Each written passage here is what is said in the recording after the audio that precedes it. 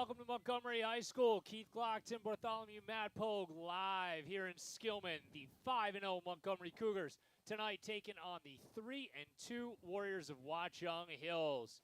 Looking for last week, Timmy. Well, first off, how are you? I'm doing well. How about yourself? I'm fantastic. Pogue, how are you doing back there, buddy? Oh, as good as Tim. So last week, I said, wow, man, 5-0 for the first time in, I don't know. And the reason why I didn't know is because it's Never happened. Yeah. ever, So Montgomery off to the best start in the program's history and looking to extend that tonight. This is the third in a 4-game homestand after obviously starting the season on the road for 3 straight. So, you couldn't really ask to be in a better position to try to continue to build on what is so far a historic season. Yeah, it's a great night for Friday Night Lights. It's got cool temperatures, and they're ready to go. I know they were not going to take this team lightly. Watchung has a history of being a talented team. They've got some good running backs. They're going to be, some power running. We'll see tonight, but I think Montgomery is up for the task. Yeah, Watchung's kind of like Montgomery, a very balanced team. They can throw it and they can pass it. There's some misleading statistics, I think, for Watchung that, like, if you were to just try to gauge, the level of play based on their statistics, you'd go, But I don't think that tells the tale. I think it's been some, maybe less than stellar execution situationally, and certainly passing the ball.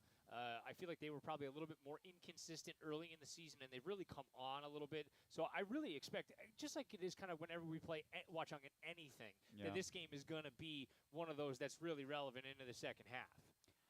Yeah, I mean, this could probably be a close one. It won't be like last week, Hopefully we get off to a better start, But, yeah, it's definitely going to be kind of one of those back-and-forth games. I know that Coach Carty has a good game plan going into today, maybe attacking a little bit more in the air if we have the opportunity, because he sees some weaknesses, or maybe not weaknesses, but some opportunities there. Sure.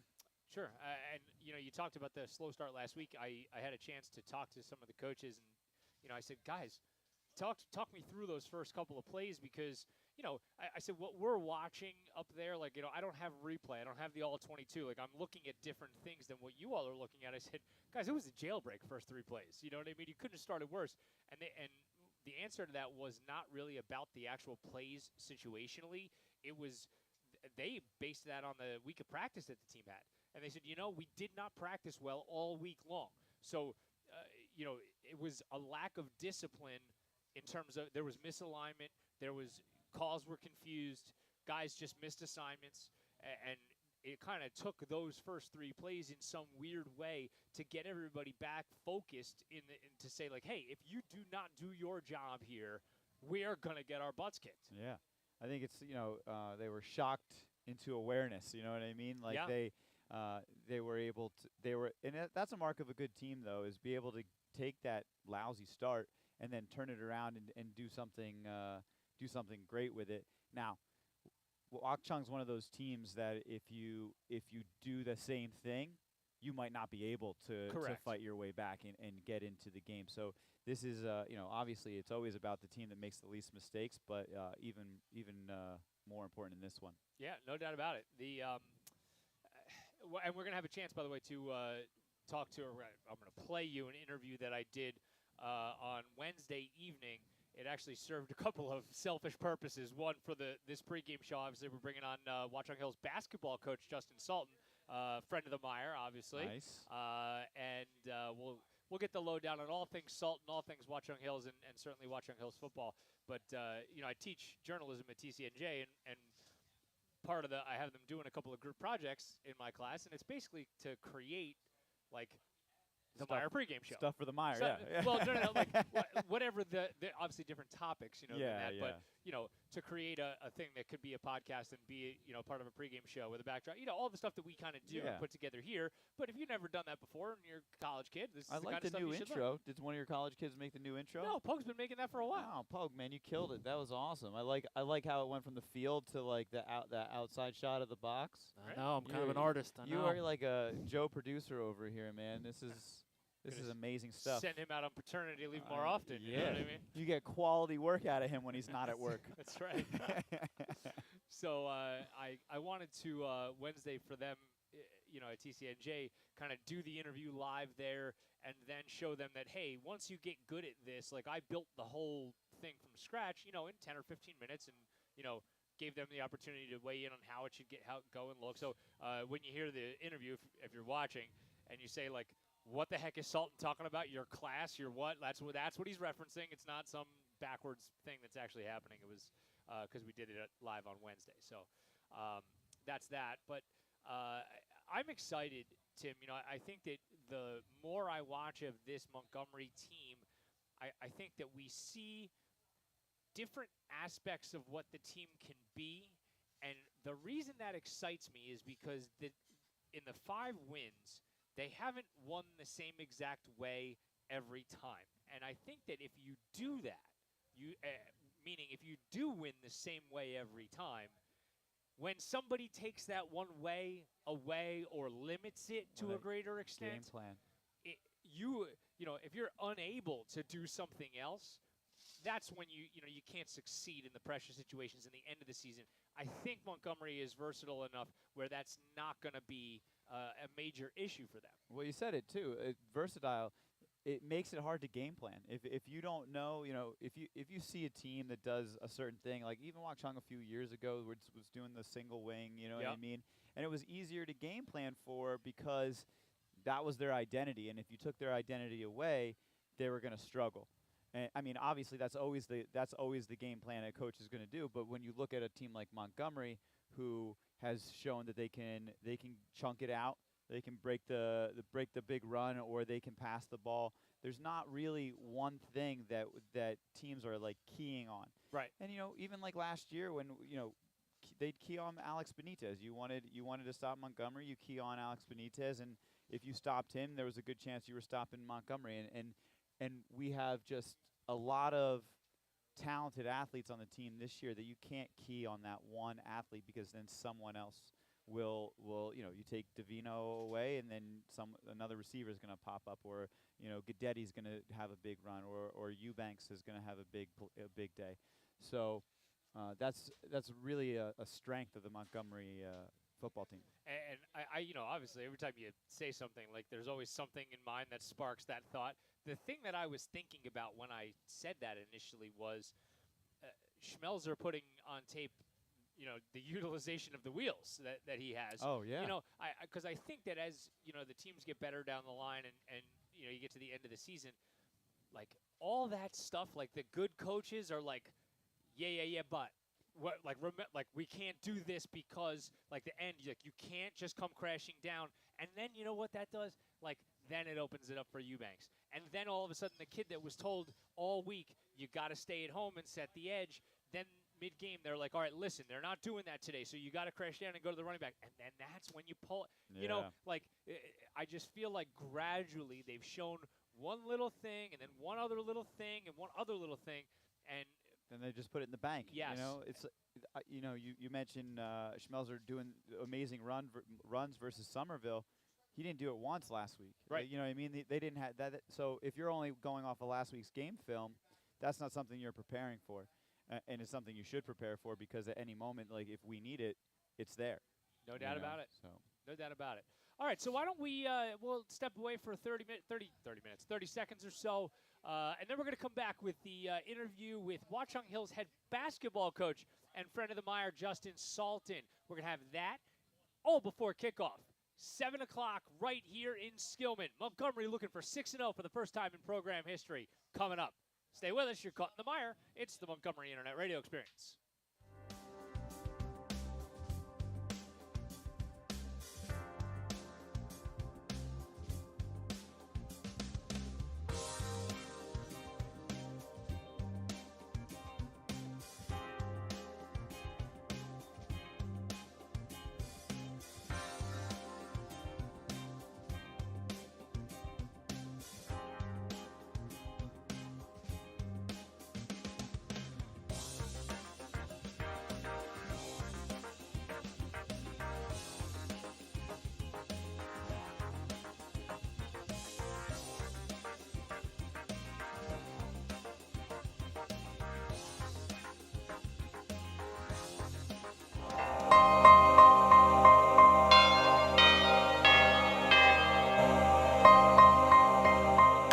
What's up, everybody? Welcome back to the MIRE pregame show and the Muck and MIRE podcast, a little simulcast this evening, as we are joined by the head basketball coach, a little twist, our good friend. You're actually, there are acquaintances of the MIRE, but I think that you actually definitely fit into that, like, friend of the MIRE part. You've officially broken that mold. Justin Salton. Coach, how are you?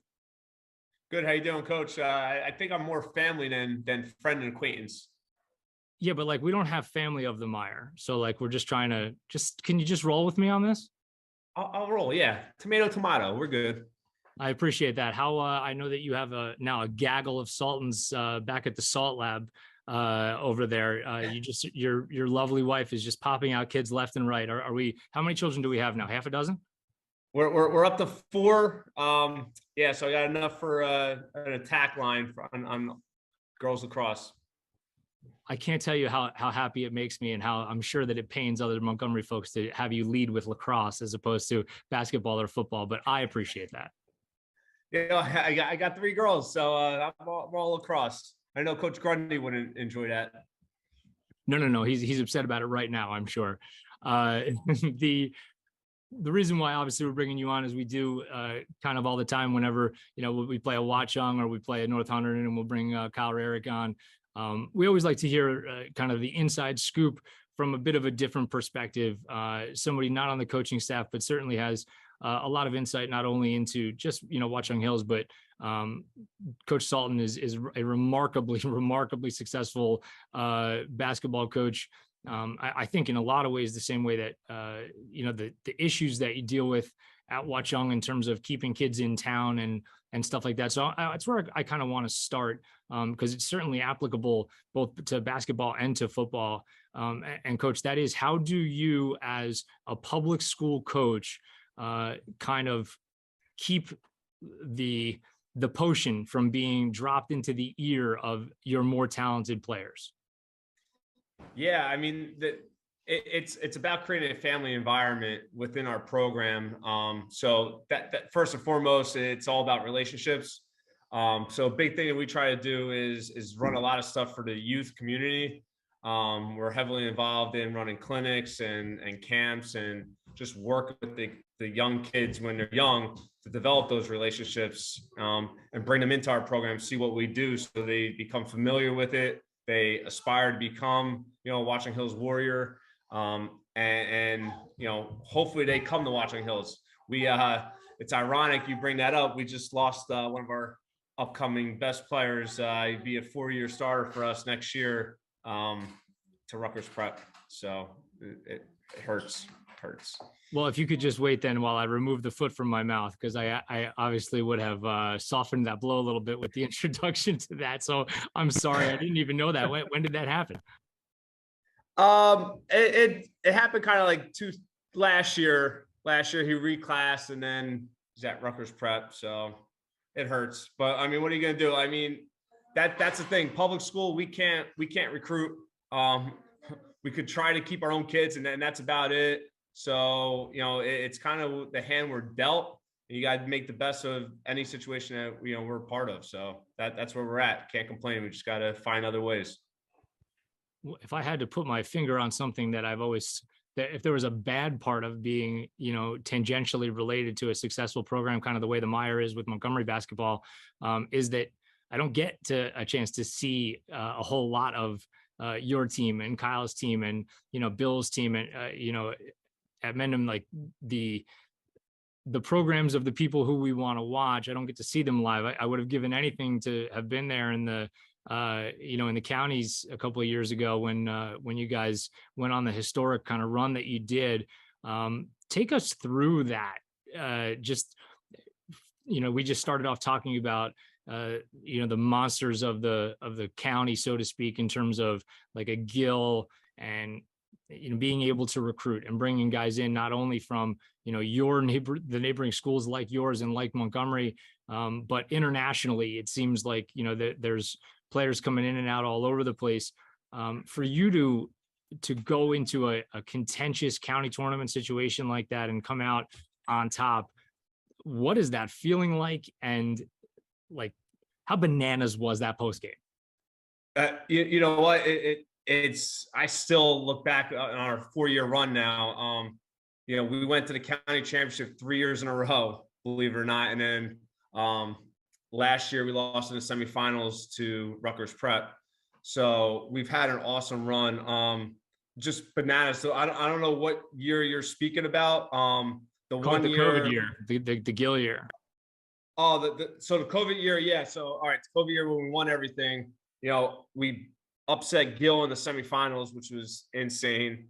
And then we go to play Rutgers Prep. That's our consolation prize in the championship game.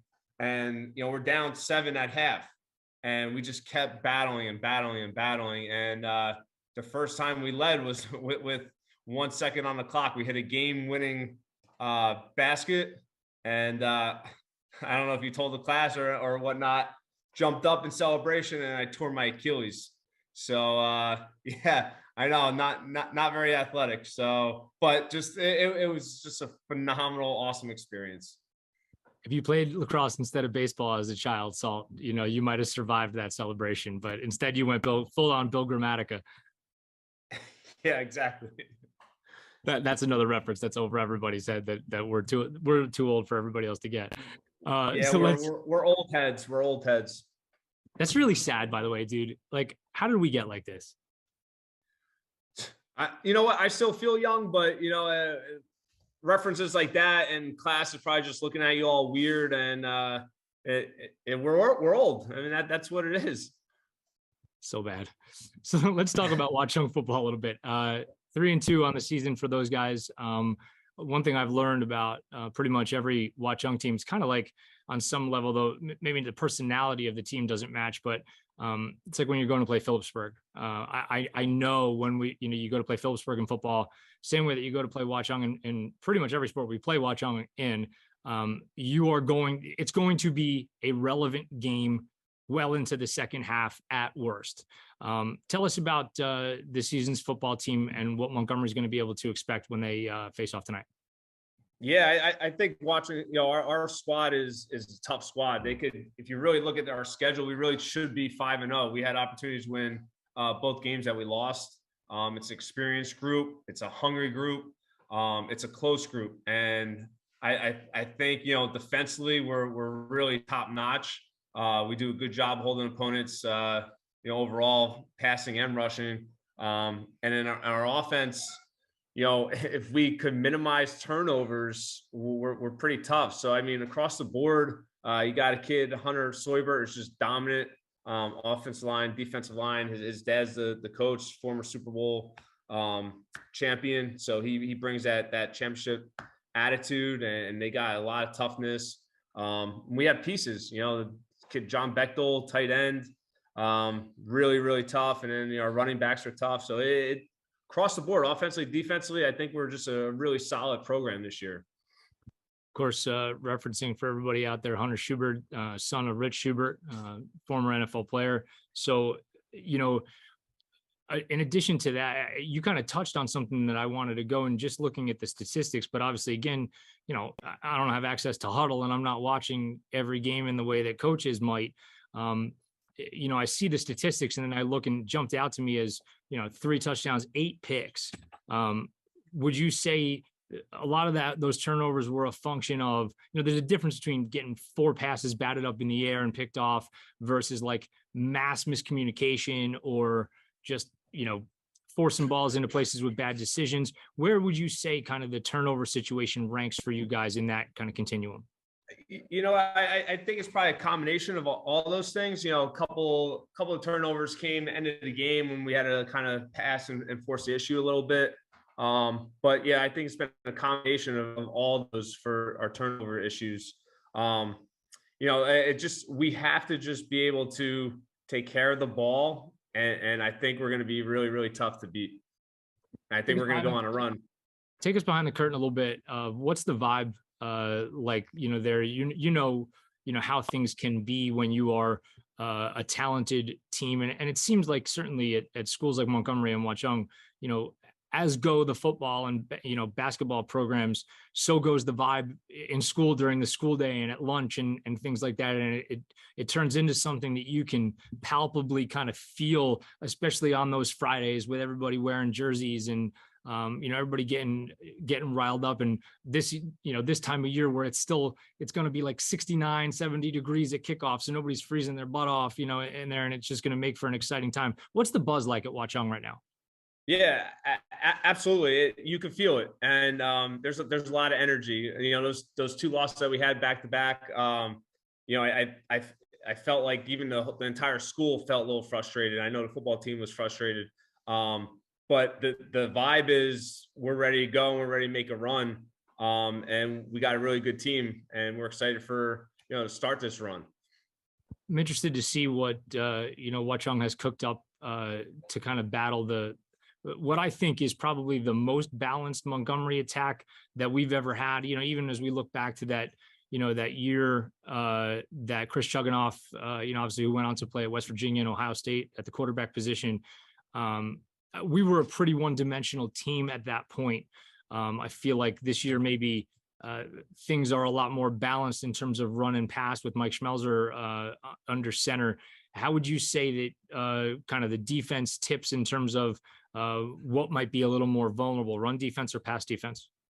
Yeah, like I said earlier, I think we've been really pretty stout against the run, and we've been really solid against the pass. I would say, if anything, we're probably a little bit better, more, run defensively, but I think we're pretty balanced defensively as well. Like there's I don't think like a glaring weakness.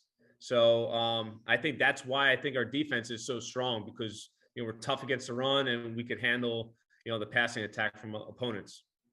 It's one of the things that I think that's going to be so intriguing about this, because, just in my own preliminary research of all of this, that, it does seem like this is, on paper. And again, we don't play games on paper. We play them inside little television sets, but it's something that could make for a really interesting matchup as it goes. But I guess it's why they play the game. Is there, as we think about that, was there ever something that sticks out to you in your coaching career of like a game where you're like, oh my gosh, this is going to be like a great matchup. We're kind of balanced. We're right up with them. And then it turns out to be not at all what you thought, either in a positive or a negative way? Yeah, that happens actually a lot more than you would think, unfortunately. So I think a lot of times we've been on the other end of that where it didn't work out our way. But I would say one game that comes particular in my mind, state semifinals against Westfield, the year we lost to Elizabeth on a buzzer beater in the state championship. I thought we were both pretty balanced teams, and I thought it was going to be a really tight game, and we ended up. It was our best game of the year, I think, and we beat them by like 35 points that night. So that was crazy for me. So it's awesome. I like where your head's at, and I'm going to get counselory on you for a second too, because I was really expecting you to go to like a really bad beat, because like the brain always wants to go. Like we remember some of them tough losses a little bit better than we remember some of those good wins. So I'm happy you kept it positive for us, Salt. Hey, you always got to be positive. Remember that, kids. Positivity. One of the most positive people we know. I'm going to bust your balls for a second here, as if I don't do that enough. So you have created what you affectionately call the Salt Lab over at your home, in terms of a gym situation of working out. And, you don't get to be as good looking and as buff as you are without having a home gymnasium to do it. What was that conversation like with your wife? Be like, hey, sweetheart, this is what I'm going to do. What was the reaction to that before it got built? Yeah, actually, my wife is the motivation. She's the reason why we built the Salt Lab. She was asking that way long ago, and then COVID happened, and she kept pushing. That was the motivation. My wife, she wanted it, not me. That's unbelievable. I only believe about 30% of that, but that's fine too. Listen, I could bring her on and document it for you if you want. No, there's no reason to make your wife lie on camera. It's fine. It's okay. All right. Listen, I have all 12 of your abs as evidence that this was not her idea. Okay. Here we go. Coach, listen, I really appreciate the time. Just, I know you have a lot of stuff to do, and you're probably got some reading to do and daddy duties, but thank you so much as always for joining us. I look forward to seeing you. It's been far too long. Yeah, I appreciate it. I got one quick question for the group. Is that cool? Fire away. I can't wait to hear this. Like, do they allow you to wear a Villanova attire teaching at TCNJ? I don't get it. Where's the respect? You have to understand, this is my kingdom. I do whatever. This is like my own little personal fiefdom. I do whatever I want.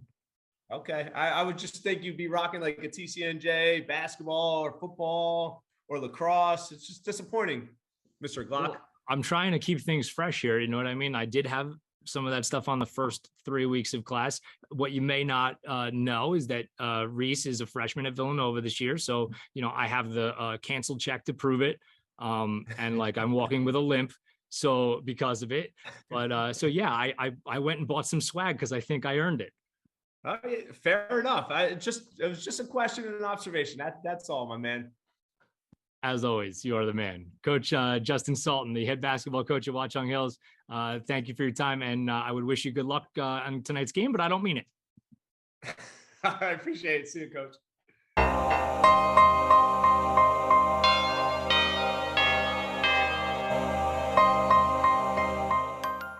Welcome back to Montgomery.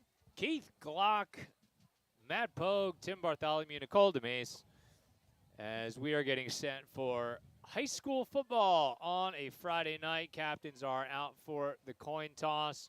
And you see, I guess this is as good a time as any to revisit one of the bad things, certainly, that happened last week.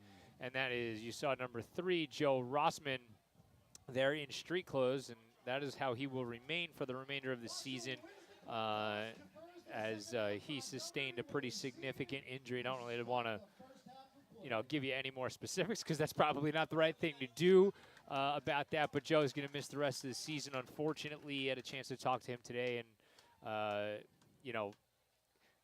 he's about in as good a spirits as you could possibly be when you can't play the rest of your senior year. But love that kid. He's got such a good outlook on things, and really kind of in the headspace to battle back to get back to where he wants to be.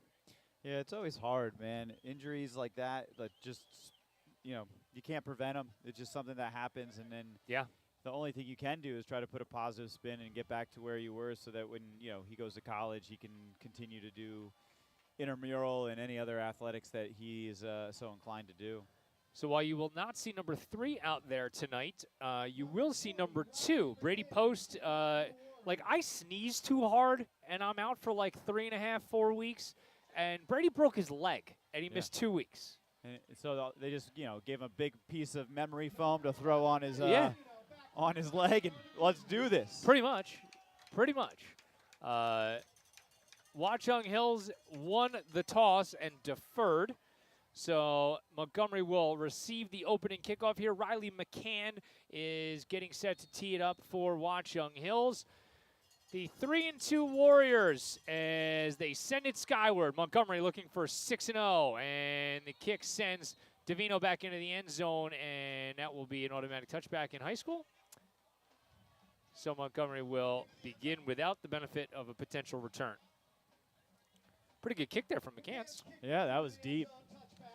I kind of actually like that for Davino, just try to field that and then possibly take it out, because it almost gives them unprepared, no doubt. It's in the end zone.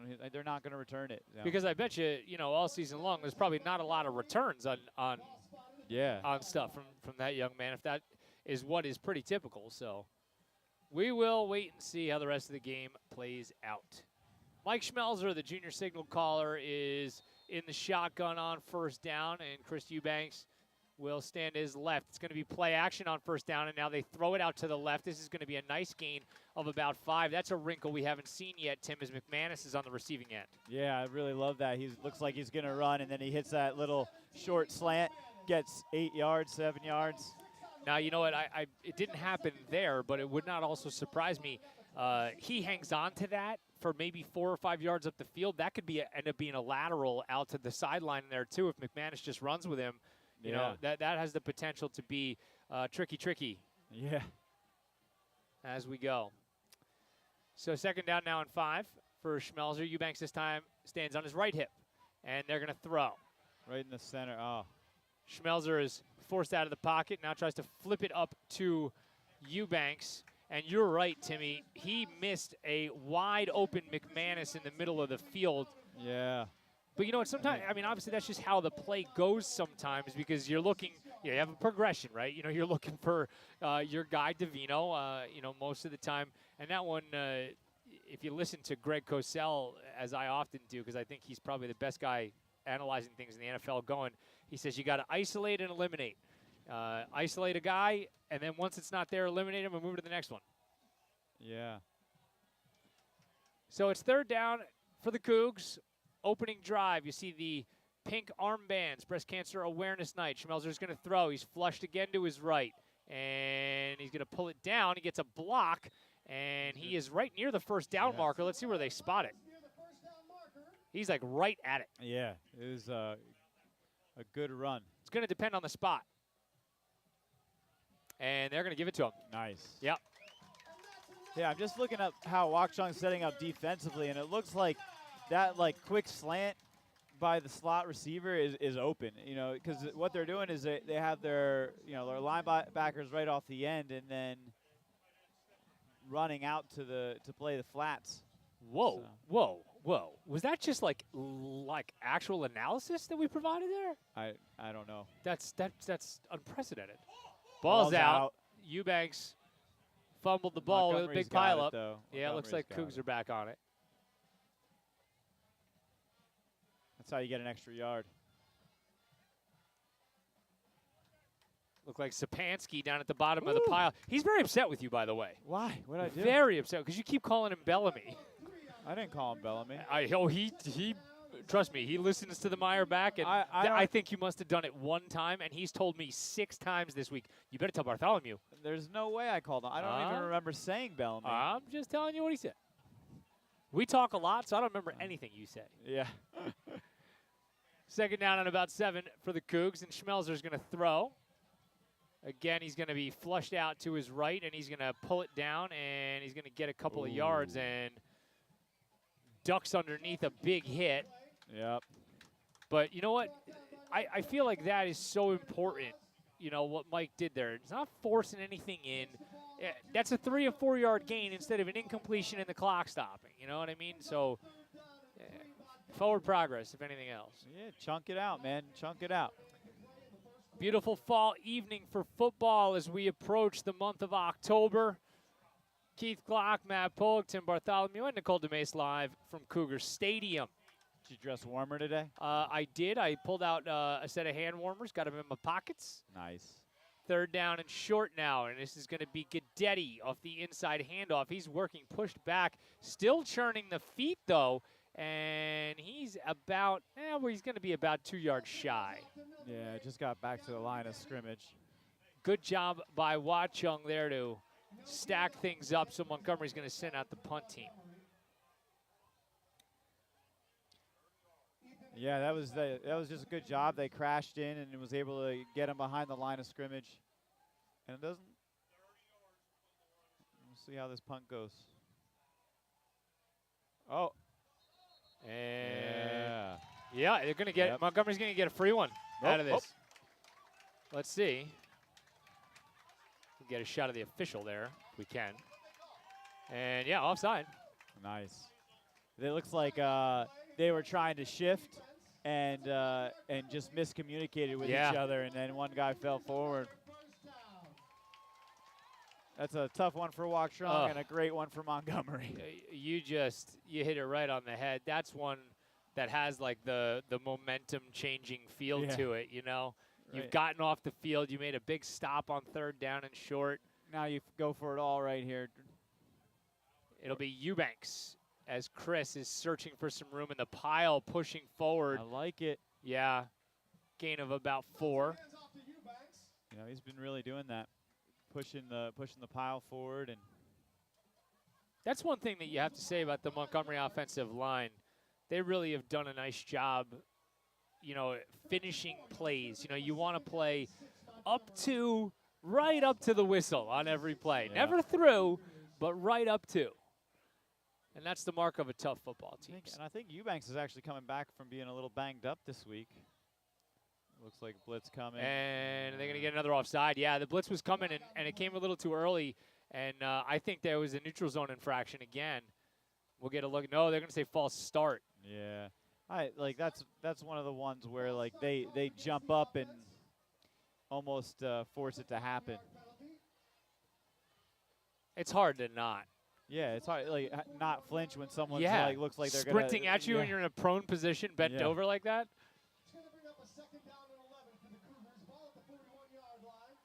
Takes a lot of discipline to just stand there like that. Yeah. So big play. You got to get some of those yards back here. 2nd down and 11.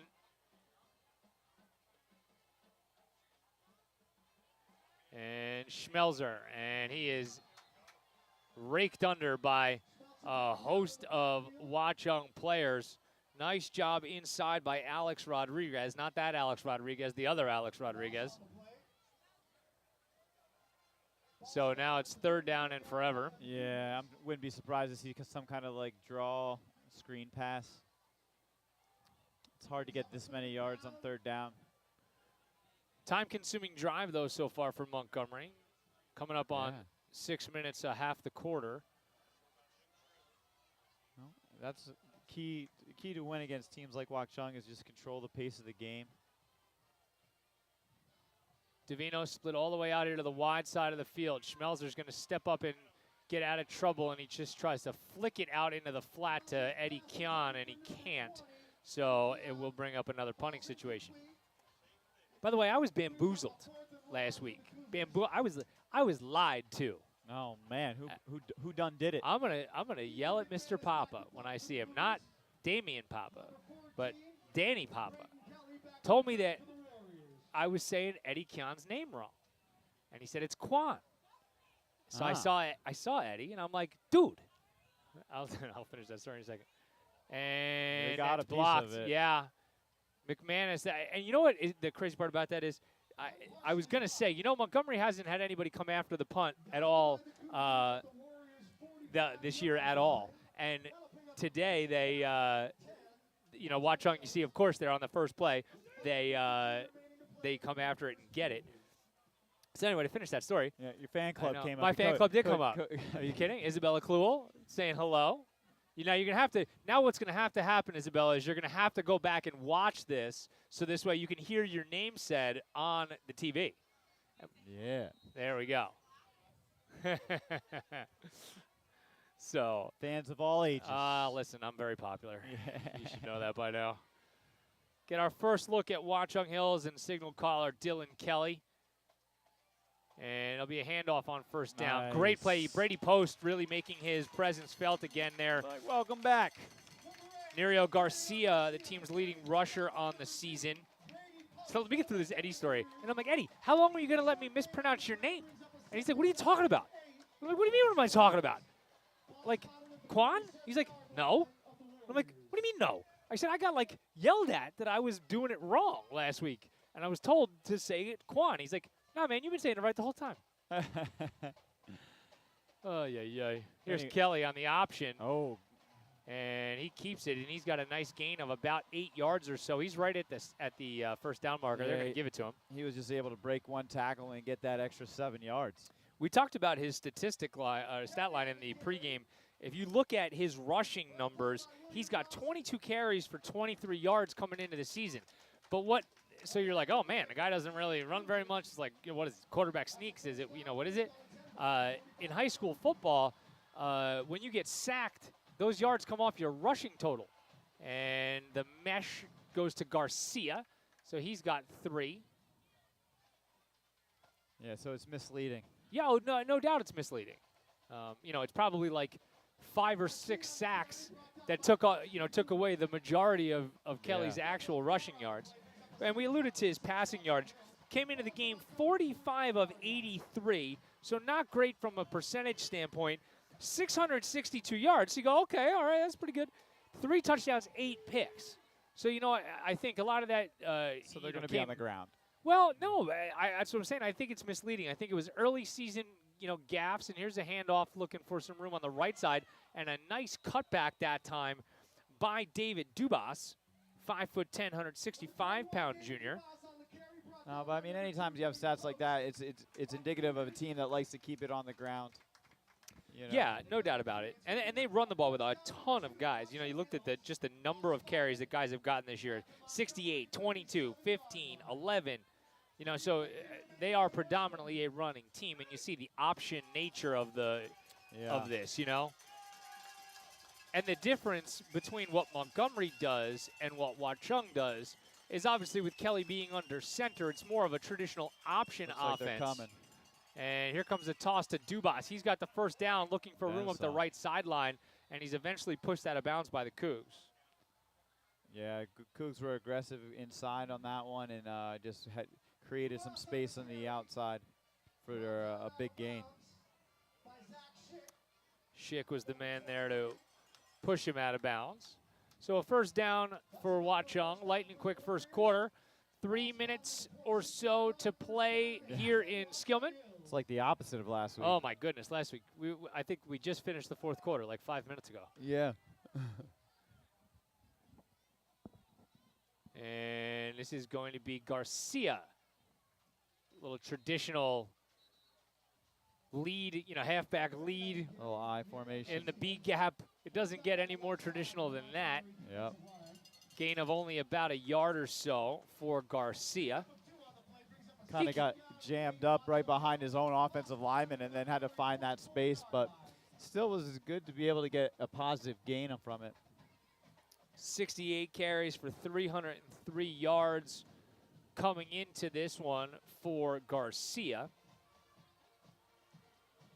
Second down and 8.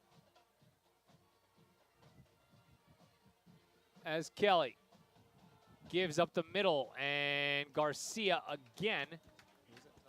Guidetti there to bring him down after a gain of about 7. So it'll bring up a big third down for Watchung. Montgomery so far haven't been able to figure out just yet what, you know, the intricacies of this option offense just yet. We okay over there, Pogue? Yeah. Do I want to know what that just was? Eventually, sure. Okay. Third down is the toss to Dubas. He's got a first down, or does he? Yes, he does. He's still on his feet. He's still going. And I thought they might have had him in the backfield. Instead, he breaks a tackle, and he is gone. 17 yards for a Watchung Hills touchdown. Looked like there was a big pileup right near the line of scrimmage, and I thought that might have been Dubas that got tripped up, but somehow he just floated out the backside of that pile. I mean, that's the second time tonight that he's done that, and it was able to, this time to get enough for a touchdown, but last time got like 5 or 6 extra yards from it. So Montgomery's got to start keying on wrapping him up and making sure that like he's not going anywhere. Second touchdown of the season for Dubas.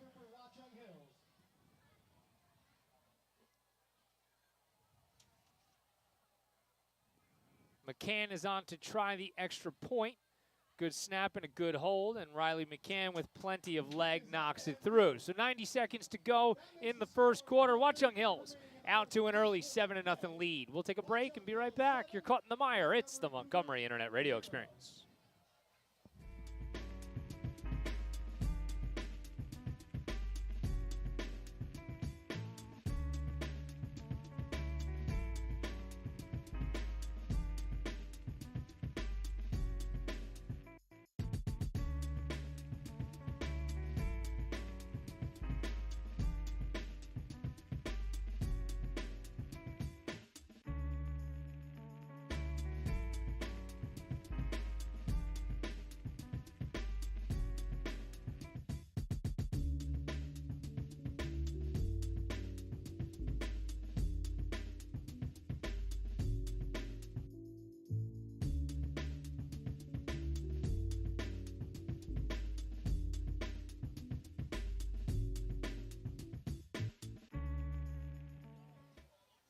Welcome back to Montgomery. 7-0 lead for Watchung as Riley McCann will send another one skyward. And, man, that young man has got a future in the kicking game. Yeah, he's got a boot. 6 foot, 190-pound senior. Would love to know where he's going to school because he's going there to kick. If it's not anywhere for football, then somebody missed something. You probably just walk on a lot of places. You would think. I'd like to see him kick a field goal, see what kind of range he's got. Yeah.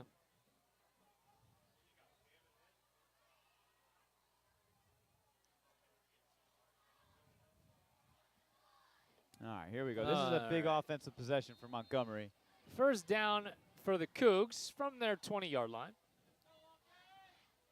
Schmelzer, inside handoff to Eubanks, and Chris has got some running room this time as he drags the guy for about 8 yards.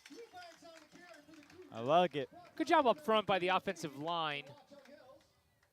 Felt like there was more real estate to play with there that time from Eubanks. Yeah, they created a nice hole for him to get through. Nice read, and then just was able to get a lot of extra yards. I really want to thank the people at YouTube that with the new iOS that when I go to another program and I don't have like YouTube Premium, that it opens it allows us to open it up in a little window. Yeah, that's pretty neat. I was looking at that. So now I can like actually look at stuff I need to look at on my iPad while also looking at the quote-unquote replay. That's your credit score? What's that? Yeah. They don't. I'm sorry, that number is so large it doesn't fit on the screen. I wish. Oh, no, that's Davino's number. Never mind. I see what you did there. That wasn't very nice.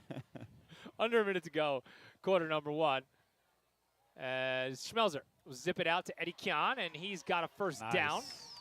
I think that's a smart game plan, too. You know, Montgomery's been so kind of inclined to attack down the field there, you know, not even there, but all year long, that you'd think, oh, all right, it's going to be deep shot after deep shot, because I think the defenses they've played have dictated that was possible. Yeah. After you punt on the first drive, let's get a couple completions. Let's get Mike into a rhythm. I like some quick hitters. Yeah. You know, I like that. Here is Eubanks as he ran into the backside of one of his own guys after a stutter step, so he'll have a yard. Yeah, the hole was there. He's got to get that side step and hit it a little quicker.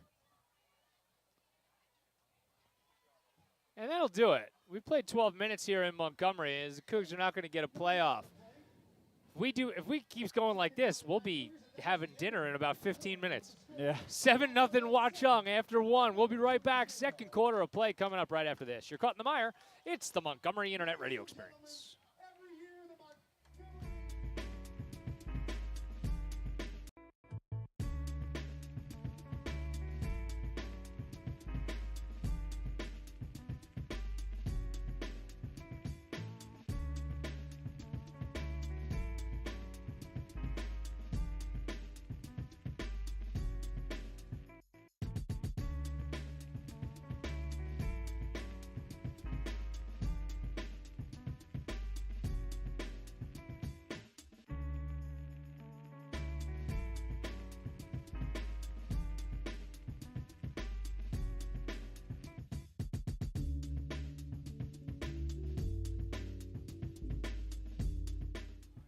Welcome back here to Montgomery. Keith Glock, Matt Pogue, Tim Bartholomew, and Nicole DeMace. Live in Skillman, waiting for the clock to get reset for quarter number two. As man, this is a very demanding group of fans here at Montgomery tonight. Keenly aware of the clock. They, too, are keenly aware of it. You know, it really would stink if you had this kind of community and you were like a guidance counselor here. Oh, yeah. That would be like real tough. If that's the kind of patience you get about a clock reset. Eubanks will corral it and needed to make one man miss and could not. Yeah, that's a nice play. That's a tough cut. You know, all your momentum's taking you to the sideline and you try to cut back in. Yep. So nice job by the defender to break down and make that tackle. Yeah, David Labib grabbed hold and didn't let go. So it brings up third and long. So far, Watchung has had Montgomery's number. Yeah, they've been playing pretty good defense and offensive. They're just moving the ball. Davino all the way out to the far sideline, and Schmelzer will look out that way. Zings it and intercepted. Tip drill picked off by Watchung, and they will take over in Montgomery territory. Yeah, that was just unfortunate. He was wide open at the sticks with the sticks pattern, and it just sailed a little high. He was only able to get a hand on it, and it just, bounced around like a pinball and ended up in a Watchung Hills player's hands. Trying to find the number on the replay. I can see it now. It was the kicker, Riley McCann, who was playing safety out on the play, and he comes up with the turnover for Watchung. It was off the fingertips of McManus. Yeah, it just sailed a little high. It's kind of like it was thrown kind of almost in between McManus and Davino. And it'll be play action on first down as they go over the middle. Oh, and nearly intercepted that time. Montgomery almost took it right back, and that would have been the third of the season for Schick. Yeah, I like the play by Watchung, though, man. You get the momentum, you get the pick, go for that big play. Stay aggressive. Stay aggressive. I mean, I would have liked it better if it failed miserably and we got an interception. No doubt about it. I like this outcome as well. It was like that one was in between the same way that Montgomery's pass was in between two. That was in between two Montgomery players over the head of Spera and just in front of Schick. Yeah. So here's Garcia as he'll look for room and has it off the left side. He is still up the left sideline, and it takes a great touchdown-saving tackle from Diarra to track down Nerio Garcia. Yeah, he was able to get to the outside pretty quick and then never look back. It was a good run by the Garcia.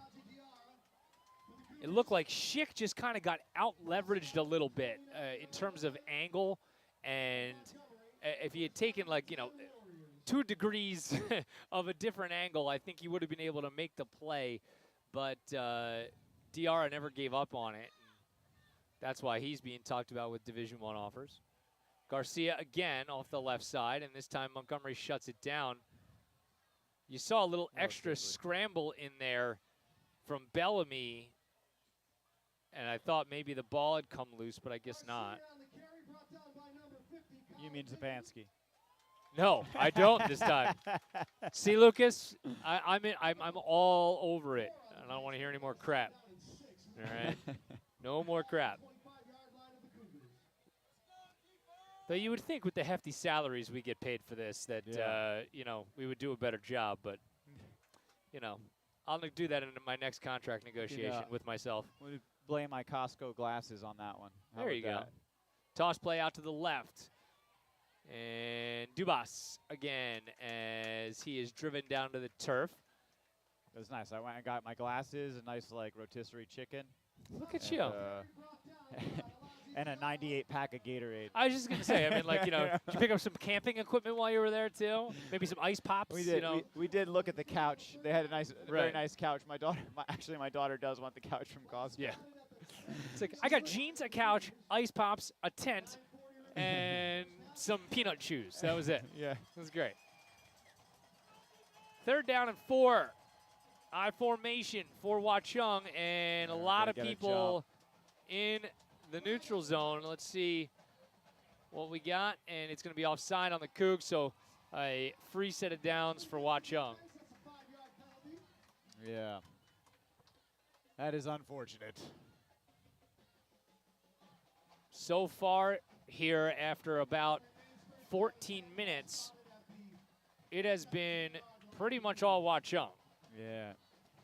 Both sides of the football, they look ready to go. Someone's got to step up and make a big play. I feel like we're just kind of missing that little spark. If we can get it, it'd go a long way. Dubas again on the carry, and he's still rolling inside the 5-yard line. He's got another first down. There's going to be a flag down, though. Let's see what the call is going to be. That feels like it's too far downfield for holding.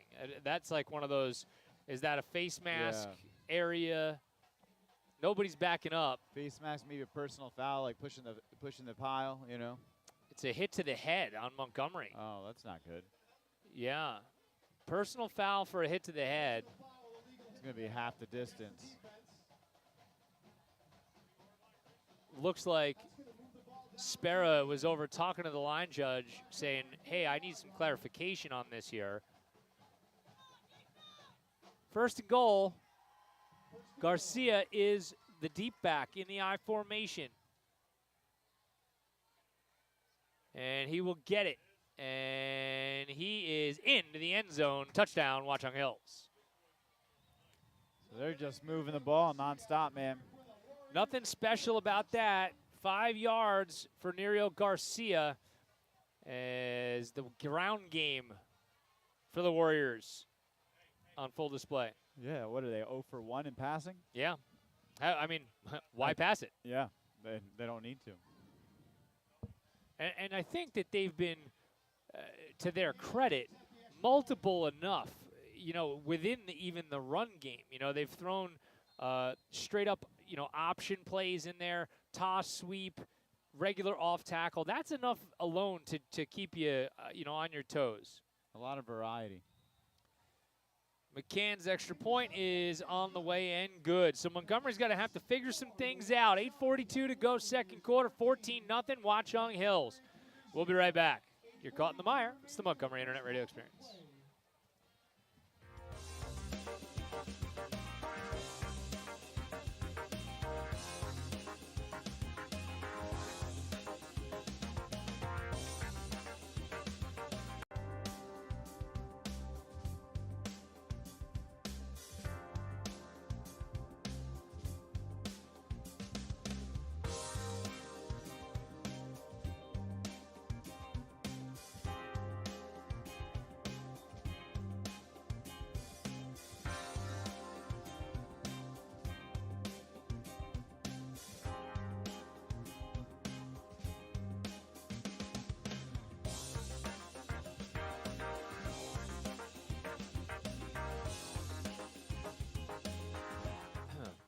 Welcome back to Skillman.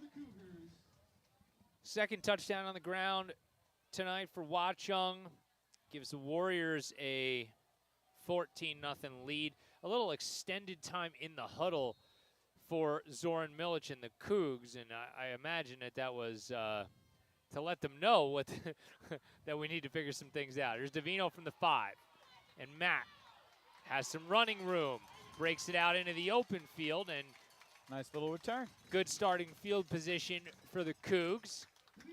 Best of the evening by a good 12 yards or so. Yeah, just a little spark, man. That's all we need. Get it going. Now, offensively, you got to do another big play. Just keep them rolling. This was, the first opportunity that Montgomery's had to get the ball into the hands of its best playmaker.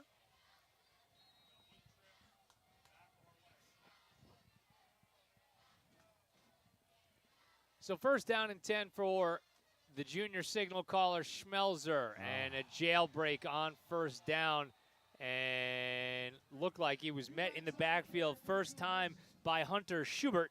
And if you were with us in the pregame, you heard why that name might sound familiar to you, and that is because Hunter is the son of former NFL player Rich Schubert, who is on the Watchung Hills coaching staff. Nice. What position did he play?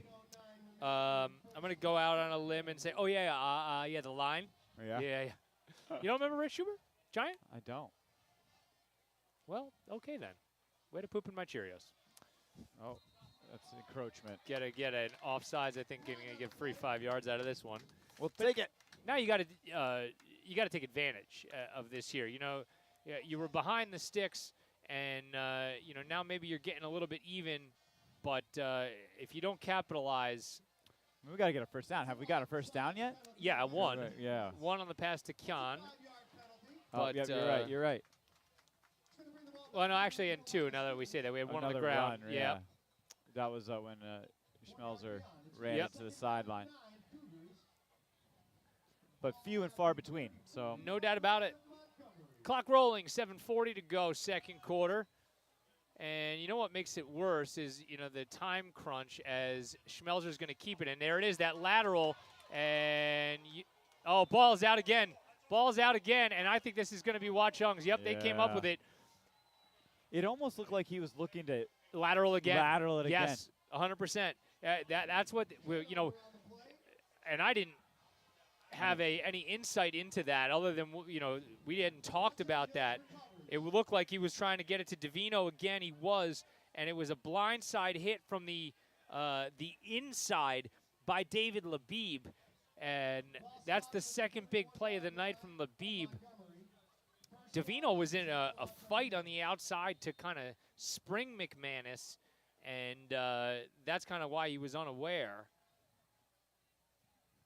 And I was going to say, Montgomery's under some pressure to score here because Watchung's going to get the kick after the half, and now some pressure to stop a score. Yeah, things are especially dire. First time out of the shotgun tonight, and it's going to be a jet sweep on the outside, and a nice tackle out there as the carry went to Brett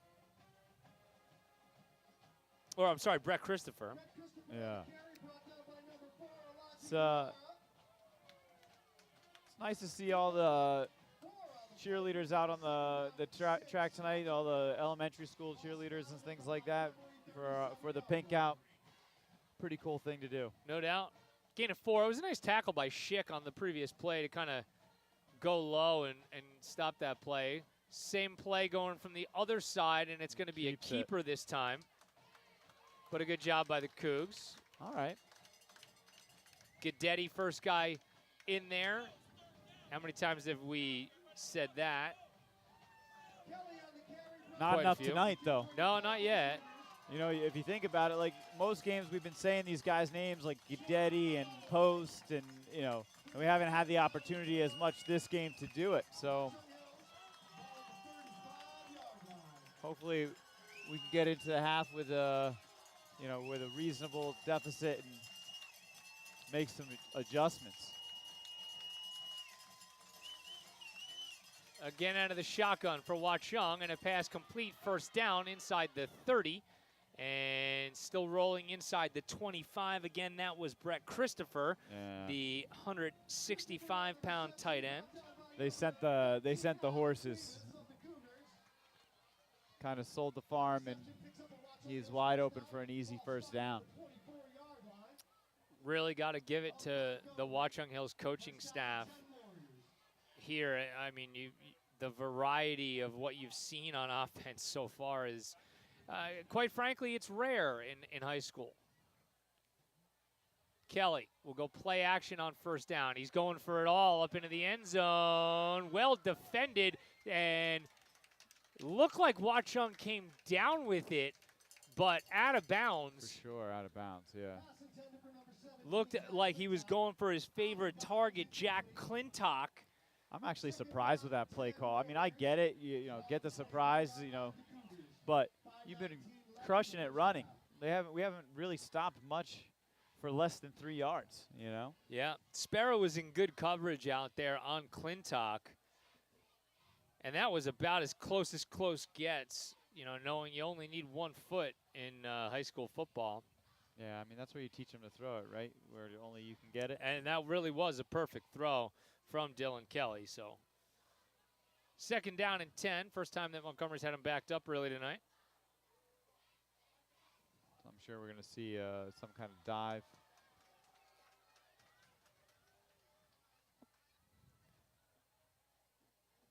They send a little wing in motion, and it's going to be a handoff. There but we good go. job. Met in the backfield by There Diggin. we go. Finished off by Lemus. All right, I like that. Lemus had him around the ankles, and Diggin had him up top, and the two did the job that time on David Dubas. And even that was another little wrinkle. You talk about that all the time when you watch major college and pro stuff, when you say, well, how many little different things can we do to essentially run the same play? All that was off tackle to the left, but you threw that motion and the kind of like the banana motion back in, into it. It was wing T-esque. So now they'll go back to the shotgun on 3rd down and 2. Oh, come on. And Montgomery is going to jump offside again. Can't do that. You can't do that in this situation. And when I said 3rd and 2, I really meant 3rd and 12. Yeah. So Third and way more makeable. Yeah, that's brutal, man. You have 2 big plays in a row. You get some momentum. You get some energy on your defense. You're feeling good about yourself, and then that happens. You know, it's a part of the game, and obviously it's going to happen, but bad timing. 3rd and 8 for Kelly as he'll throw a little swing out here to Garcia in the flat, and he's got it, and he is brought down. There's going to be a flag, though, and a hold on the play. And with the leg of Kelly, it'll be 37 from there. It's either going to be 4th and 5 or a 37-yard field goal. And you know what? This is shame on me that I don't know the answer about whether we think that they would kick it from there or go. I'd have to think that you'd be kind of okay letting him try a 37-yarder. Not that he doesn't have the leg, but like I'd want him to. It's so funny. I watch the pro sports in college. I don't want to see a field goal. Watch high school. I was like, I want to see him kick it. Yeah, I want to see it. So rare in high school football that you have somebody that can do that.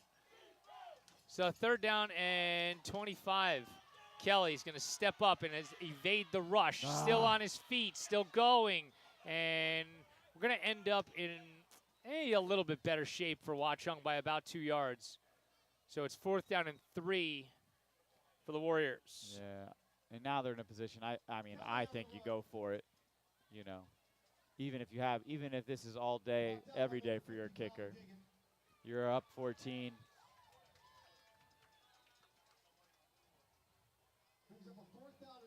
So they are going to go for it. And this is a huge play.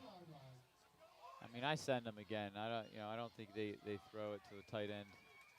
I think they try to get this run in. Come on, don't do it. They're just going to trying to get him to jump offside. And then we're going to get a timeout.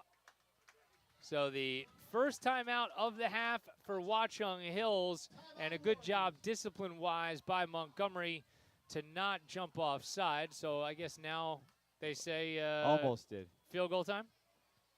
I mean, I'm interested to see. I mean, I would just run it. They've been having a lot of success, you know, with off tackle or getting to the sideline. No, it's going to be a field goal because they brought out they got a guy who can do it. Yeah, brother of Dylan Kelly, and that's Braden Kelly, and he's the holder. Riley McCann. It's going to be about a 35-yarder from here. So you'd have to think, based on what we've seen so far, the distance is not going to be a problem for this young man. Good snap. Good hold. Kick on the way. Plenty of leg. Does it get there? It does. It just inside the left upright. So Riley McCann knocks it through. 2:46 to go in the first half. Pressure mounting on the Cougs to score before the half. We'll take a break. You're caught in the mire. It's the Montgomery Internet Radio Experience.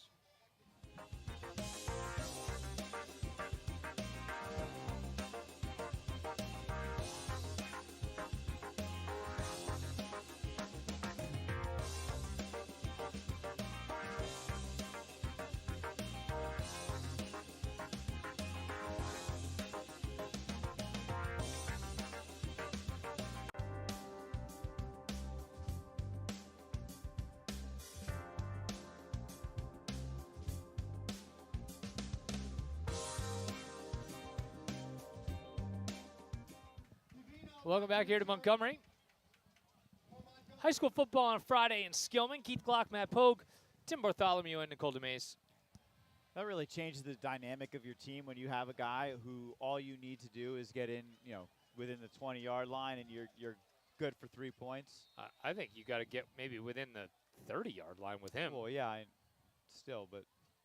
And a little pooch kick out here to the right, and Hollowell drilled down A big hit. It's one of those times where you forget that you can fair catch it. No doubt about that. Big hit by Dylan Moffitt, senior linebacker. There delivering the hit. And good job by Hollowell to hang on to that. I was going to say, good job by Hollowell. Bounced right back up, let him know that his hit didn't mean nothing. And check that. That was not Moffitt. That was Braden Kelly.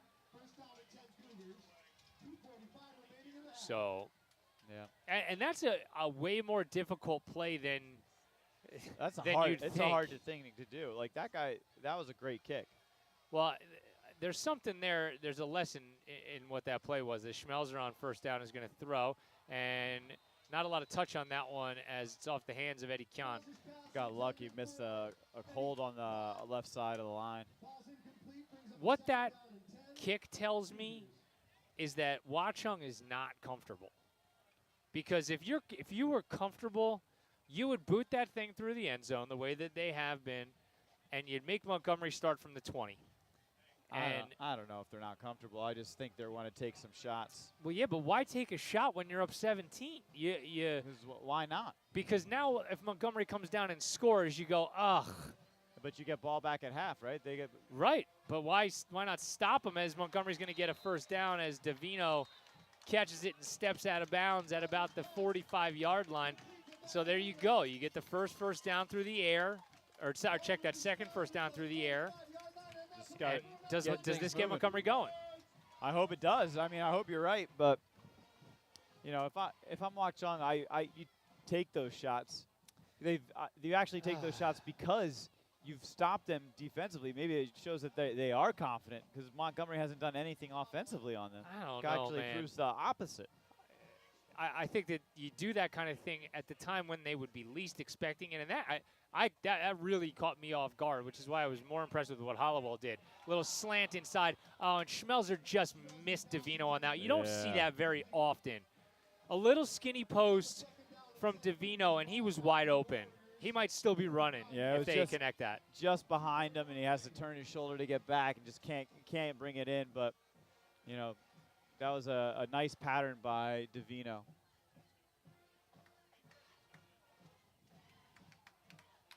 McManus from the slot ran outside, you know, just like a little scissors kind of concept. And man, you'd love to have that one back. Love to have that one back. And Schmelzer's going to uncork this one deep and just a little out in front. Man, you saw the arm strength there, boy. Yeah, I like that. On the run, rolling to his right and then just launching it 40 yards into the end zone.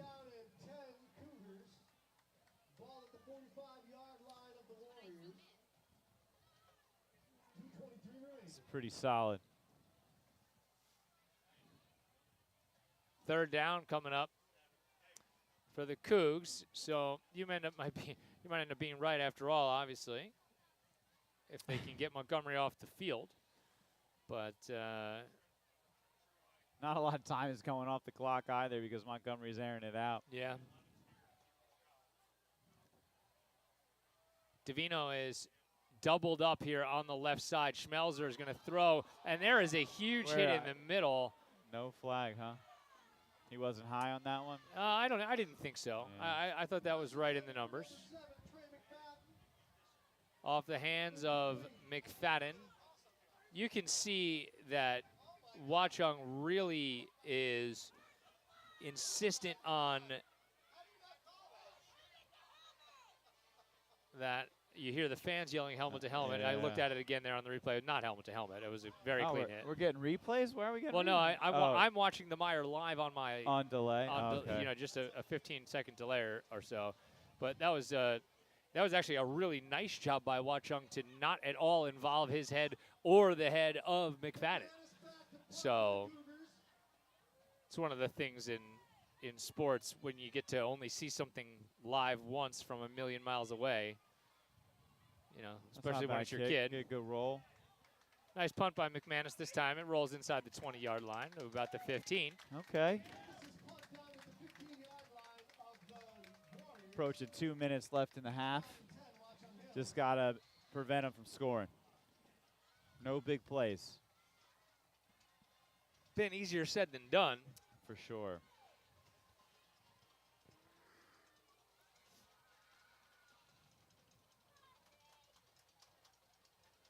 What you've seen from Watchung, and looking back at this now, is something that we haven't seen anybody do to Divino yet this year, but Watchung clearly on it. They're marching the safety basically 10 yards off of the corner. They're pressing Divino with a corner and then rolling the safety all the way over there. They want nothing to do with allowing Divino to catch the ball. It's actually so funny that you say that. Griff just texted us the same thing. Oh, did he? Yeah. Guidetti with a good job into the backfield to limit Garcia to no gain. They might just be content, running this out, but I don't see why not. Just keep getting the plays. That to me, if I'm Watchung, absolutely. Up 17, getting the ball back. There's only so many possessions to be had in a half, especially when your offense has been rolling the way that it has. I would be in absolutely no rush. If you could take it to the half right now, I would 100% do it if Montgomery would allow them. Yeah. Toss play out to the left here for Watchung, and a short gain of about 4. I don't think you call timeout here if you're Zorn. I think you let this roll, because if you do, right now it's 3rd and makeable. Now all of a sudden, what if they rip off a big one and then they score again? And he's not going to call one, it seems. He's going to just go to half down 17. But it's still a manageable deficit that they can come back from. So David Dubas has been pretty impressive in the backfield for Watchung. He's been really difficult to bring down. He's having a nice little game. Yeah. We're saying his name quite often. I think if, they had stopped him at the line of scrimmage or somewhere near there, that you call timeout. Yeah, I would have. But, you see Watchung running the play clock all the way down as far as they can and then calling timeout.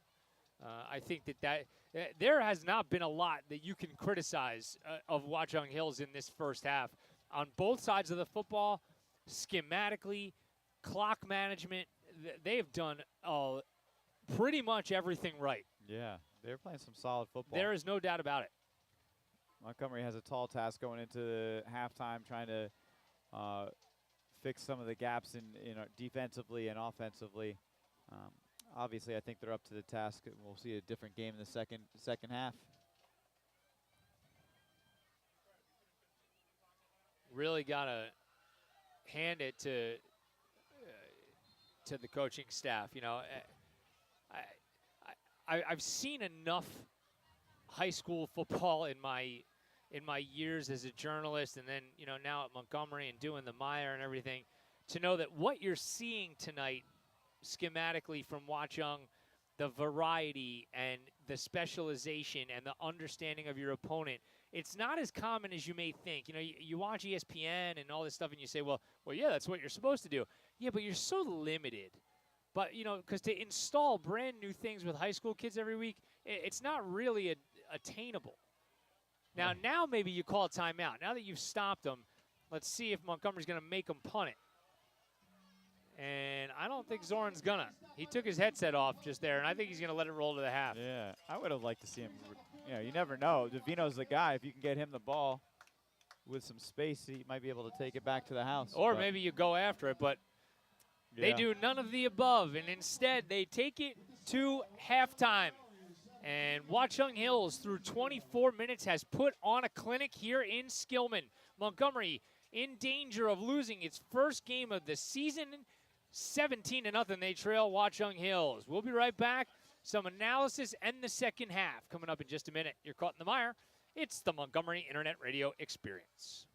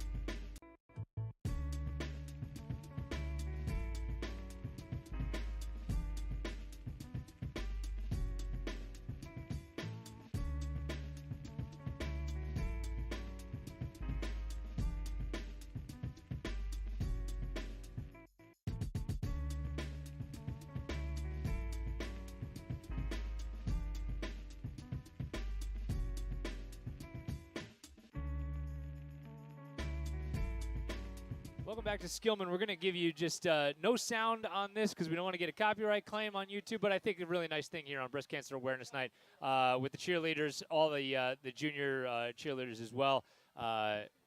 So enjoy this. Just no sound.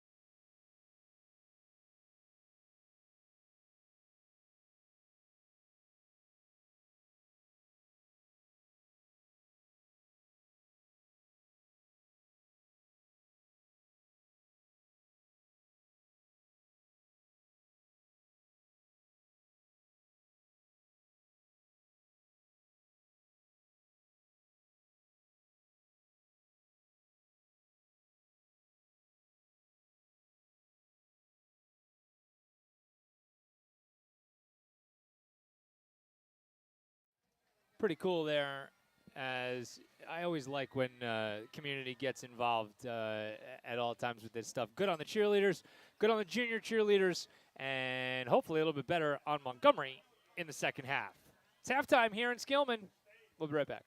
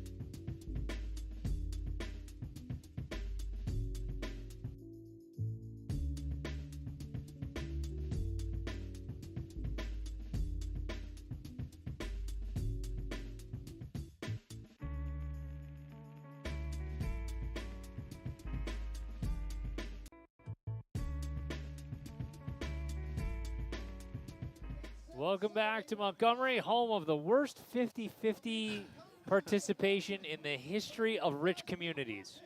You should all be ashamed of yourselves. I want you to know that. 170 whole dollars. This place is full up. The net worth in the bleachers right now is $2.4 billion. And we just produced $170 in the 50-50. That is disgusting. Well, you know.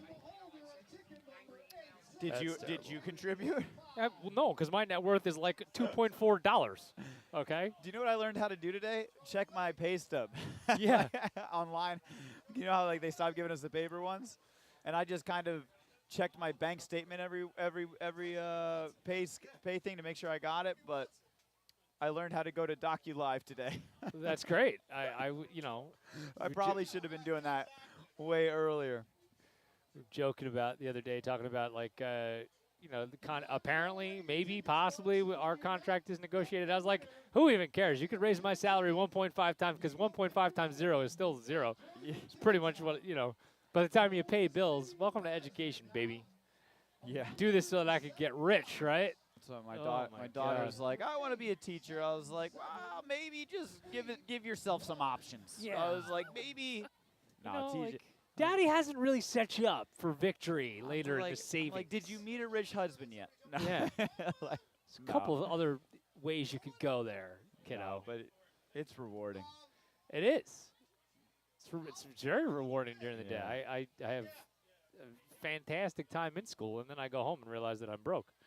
So, it's all great. So, broke is kind of the name of the game so far offensively for Montgomery as they, for the first time this season, shut out in a half. Look at that transition, huh? It's called a segue in the business. I don't think it's too difficult what Montgomery needs to get done here. I think that you have to stop the run, and you got to figure out where you can go outside of trying to force the ball to Davino, because it's very, very clear that Watchung is multiple enough on the ground. They've been eating up yardage in chunks, and they do not want to let Matt Davino beat them. No, I mean you gotta start changing up a little bit, creating space for your playmakers, right? And I think you gotta get Guidetti maybe involved a little bit in the ground game. I think you gotta start tapping the well. I think when the things that it seems like maybe that they had drawn up that they hadn't shown yet, that quarterback option run with the pitch out to the outside, not that it hasn't worked, it has worked, but you had a turnover come out of that play, and the things that you thought might have sprung you into big plays actually turned out to be the opposite. And that's a tough pill to swallow, when maybe you're counting on hitting one or two of those for a big gainer. Yeah, I mean, I don't know. There's nothing. what can you say to it? That was fantastic. What can you say to that? Fantastic analysis. I was also distracted, so I'm going to be honest. Pogue, I appreciate you jumping in there, too, on top of that. That was great. I was just about to, but then you said what I was going to say, like, exactly. So I got nothing I was left. like, yeah, what do you say to That's that? That's another one. What do you say to that when you're reading your text message as Glock was talking? I was paying attention. Yes to whatever you said, I think. Yeah, no, absolutely. I agree with you 110%. What you said is what we need to do. It's kind of the and thing that I said about my salary when you say, well, yeah, I agreed with you. With exactly what you said. You said what I was going to say. Well, nobody said anything. So that times 0 is still 0, folks. But doesn't that say so much, though? No. Like, it's our confidence. It was like, Glock has got this. He's going to do such a great job. Welcome to my own personal hell, everybody at home. I want you to know that. Second half underway. Here's Watchung from the 5. And a lot of running room out past the 30, 35-40. Cut back to the inside, and it's going to be fantastic starting field position. Same guy we've been calling all day long, David Dubas, on a fantastic return. So that's exactly how you didn't want to start the half. But no. Let's see what our defense can come up with here. Maybe get us a 3-and-out, get some energy. 46-yard return for David Dubas. And they're going to spot it, the nose of the football right at the 50. So halfway there. I formation to start things off for Watchung Hills. Dylan Kelly, senior signal caller, will hand it to the deep back, and that's Garcia. And holding on for dear life was Montgomery, as Garcia kind of dragging folks along. He is a strong kid, man. No doubt about it. Colin Diggin was the one along for the ride on that one. He just kept those feet churning before. And he's only Guidetti. 165 pounds. That's crazy. He just like threw. Listen, Rondale Moore, right, for the Cardinals. Rondale Moore's like 5'6" and squats 600 pounds. So you know. Wow. That makes sense. He's got less distance to travel. I formation again. And again, it is Garcia. He's got a hole up the middle. He lowers the boom on Schick. And then finally Montgomery coming back in to aid him in clearing that thing out. Good job by Ethan Calarackle. I mean, that's what you want to do as a running back. He's the one delivering the hit. You know, you tell your defenders don't ever let the running back be the one that's delivering the contact. But right now, that's what he's doing. He's picking people out, dropping the shoulder, and put them to the ground.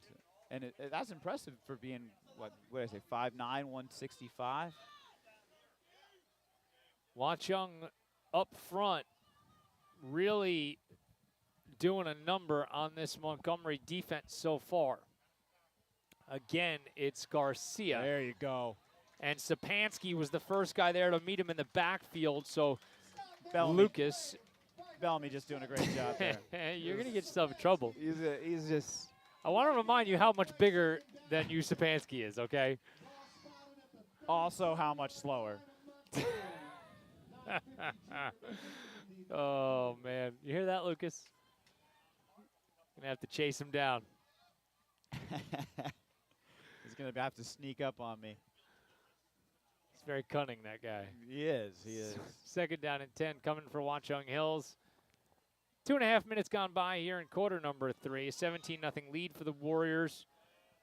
As Montgomery looking to tighten things up defensively. Shotgun now for Dylan Kelly. And we're going to have a stoppage. Is that going to be a timeout? And it is. Timeout for Watchung Hills as they clearly were maybe a little bit more confused than we have seen them in the entirety of the first half. And you know what? Let's take a break. 17-0 Watchung. We'll be right back.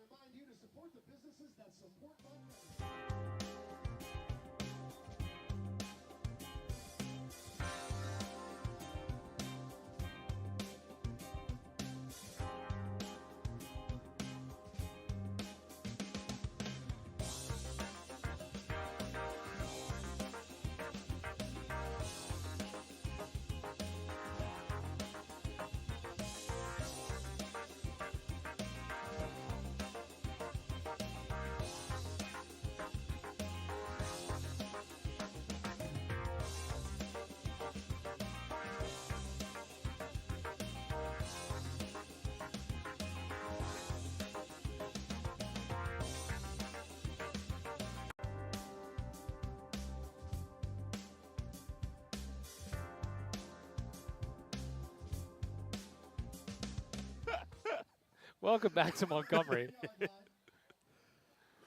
Good hell. Good times. Second down and 10. Getting a pass. Kelly will throw complete out to the left-hand side and still on his feet, now breaking a tackle and out of bounds with a first down. Again, the favorite son of quarterback Dylan Kelly, and that's Jack Clintock. That's tough, man. It's like when it rains, it pours, right? Like it's just fundamentally we're making some mistakes that I haven't normally seen this season, them making those mistakes. There was nothing, all that was a 7-yard stop route on second and 10. No, and covered well. Yeah. You know, I actually got excited because he caught it and then he moved back a few yards before, you know, trying to make a move. I was like, oh, well, it's well covered. He's probably going to lose those 2 yards now. And he didn't. He broke it out. One missed tackle, and then Spera was leveraged on the inside, so Clintock just took it outside, and that's all she wrote. All right. Handoff, well defended that time by Montgomery. You got to string them together, man. You got to get a Yeah, couple plays absolutely. like that. Good job on the inside by Landon Dicker, and then Guidetti in to finish him off.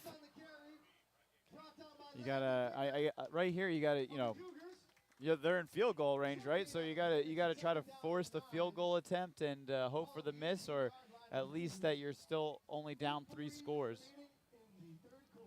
The ebb and flow of the game literally has not existed yet, as here's another handoff going to the right. And nice again, job. Montgomery's really figured some things out on the interior. And again, that was Sapansky with a stop, dropping Garcia for the loss. That was a great job by Bellamy to get in there and get those ankles. And he just did a fantastic job. Oh, man. This is not my fault. I want you to know that. That's what it takes, Sapansky. One complaint. One complaint. You will be Bellamy for the rest of your life. Oh, my goodness. Here's a little play action as Kelly throws and incomplete. There you go. You got to get lucky, too, sometimes. Let's do it. Looking for Brett Christopher again, and that was really the first time that Montgomery has felt even a little bit lucky. So it brings up 4th down, and again, it's going to be a field goal opportunity for the well-equipped Riley McCann, who has got an absolute canoon of a leg. A canoe of a leg? Canoon. Leg canoon. Boom. It's going to be officially a 37-yarder right in the middle of the field. A little bit of a high snap, but they get it down. Kick on the way, plenty of leg, and no good. He pushed it. Yeah. Pushed it out to the right. There we go. Some good defense, some lucky plays. I love it.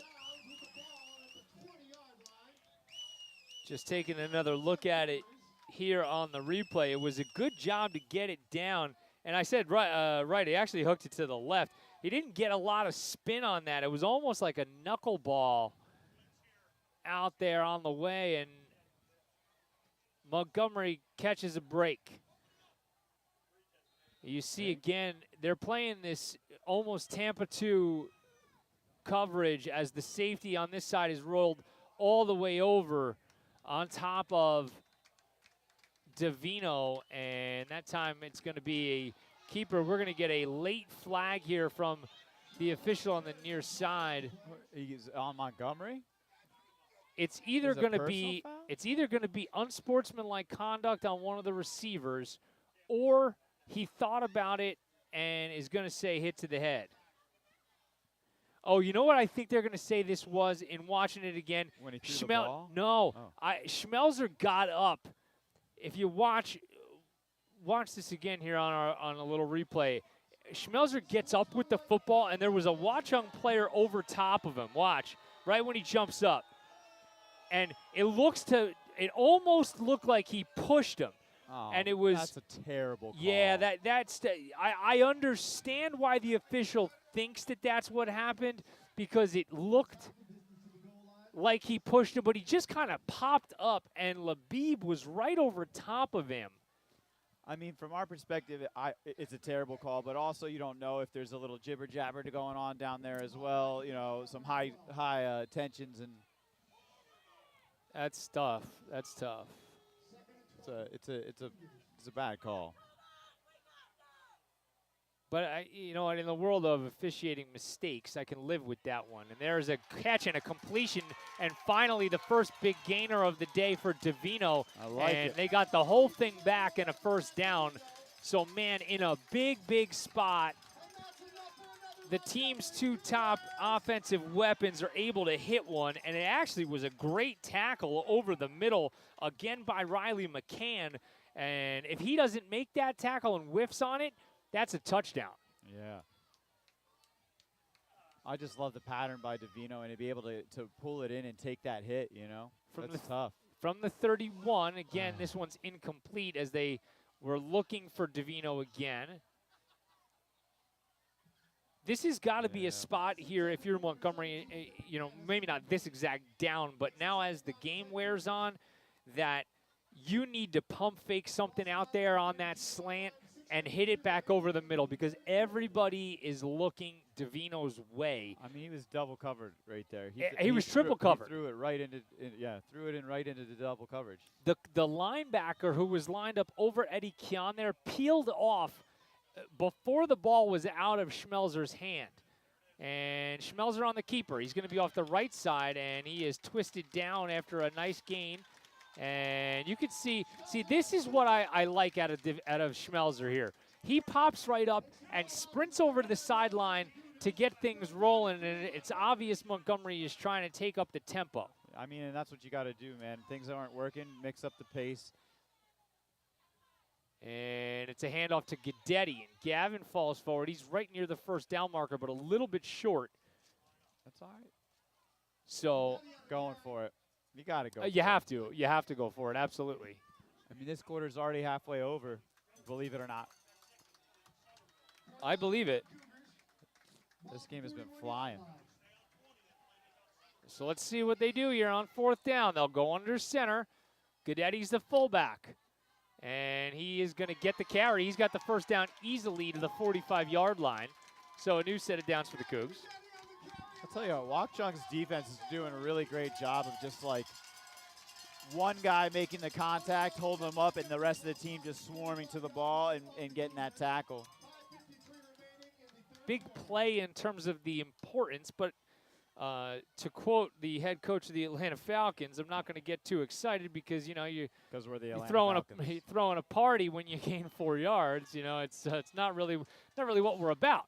Yeah. And here's a handoff. Eubanks, he's got another really nice gain. Biggest gain of the day for Chris Eubanks. 10 Big yards. Man. You know, we talked about this once before, but you have to give Eubanks a ton of credit. He has changed his running style from game 1 to now completely. He is so much less east and west and so much more interested in getting vertical. I love it. Here's Eubanks again on the carry. Inside handoff, and again, he gets out to about the 40-yard line. I mean, and to your point right there is a great example of it. He could have easily tried to bounce it to the left and maybe lose another yard or two, but he ends up just lowering his shoulder, going north and south, and getting 2 more yards. 100%. Tough 4-yard run for Chris. Yeah, that's what I like to see, getting the ball moving here. 2 receivers out to the right. And we're going to get stopped before we get started, as we're going to have a foul. I think it's offside. I believe this is going to be a free 5 yards, and it is. So there we go. If it's for free, it's for me. That's right. And that opens up your playbook, man. You can do anything here. You can go, you take the shot. I mean, I'm not surprised if Cardi does that right now. It's 2nd and short. Yeah, but I don't know that the defense is going to allow you to do it. It's not like Watchung is going to change it. Again, you see the safety walks all the way over outside atop of Davino. 2nd down and less than a yard to go for the first, and Schmelzer's going to look out to the right. And again, into double coverage, that time looking for Eddie Khan, and it's incomplete. Joe Vecchio does a nice job at the linebacker position on Watchung to keep that bottled up. Yeah. I'm not sure that you don't just go for it again on this down, though, too. I mean, 3rd and short, that's very manageable for a 4th down. You know, obviously it's 4-down territory, and you're in good field position. And I don't think I disagree with you. I think you tell Schmelzer, you know, hey, if the shot's there, take it, and if not, just try to pick it up with your legs. And it is going to be a keeper, and Mike has the first down, and he bounces into the secondary, and he was a breath away from taking that one to the house for about 35 yards. Yeah, but again, Watchung Hills is fundamentally sound. They're wrapping up and holding on for dear life until someone can get over there and help, and you know, so far it's paid dividends for them. Let's hope we can break one here. I really feel like you got to throw a double move into this somewhere. See, that requires a lot of time. Yeah, but I think you can do it. You run a little sluggo. I think that'll take them off their timing. There you go. Eubanks, the stutter step, And again, a good job of staying north and south by Chris, and he's got about 5 or 6.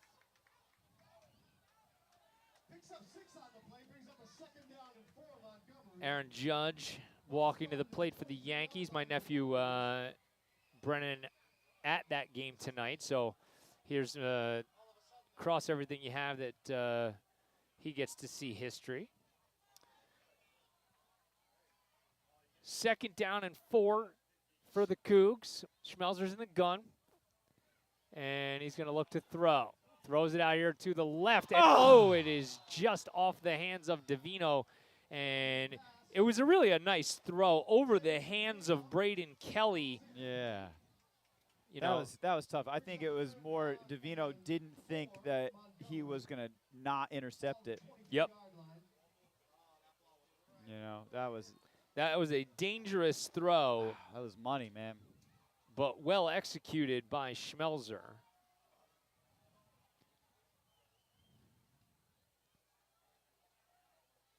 Eddie Kahn split out to the right, and Schmelzer is going to now look to run for it, and he's right at the sticks. Let's see where they mark it. No, they're going to say he's about a yard short. I thought he had a little more than that. But they're going to put him right at the 20-yard line. So 4th down and 2 full yards to go for the first for Schmelzer. This is probably the first really big play of the second half. Yeah. I don't know, quite honestly, that there's enough time to come all the way back if you don't get this here. Yep. And it's Guidetti. He's got it. Gavin's got the first down. Well, I don't know. That official on the far side did not, based on where he's walking, he doesn't have it. I don't think based on the spot that they're going to give this to him. I thought he had it easily. That's crazy. I want to see this again here. Just taking a look at it.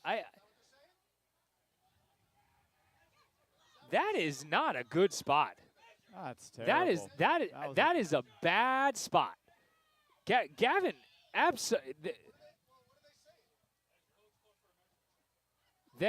well, I'll tell you right now, based on where the ball is spotted, it's going to be short. But where he got to in looking back at this, yeah. I just don't think that this is a well spotted ball.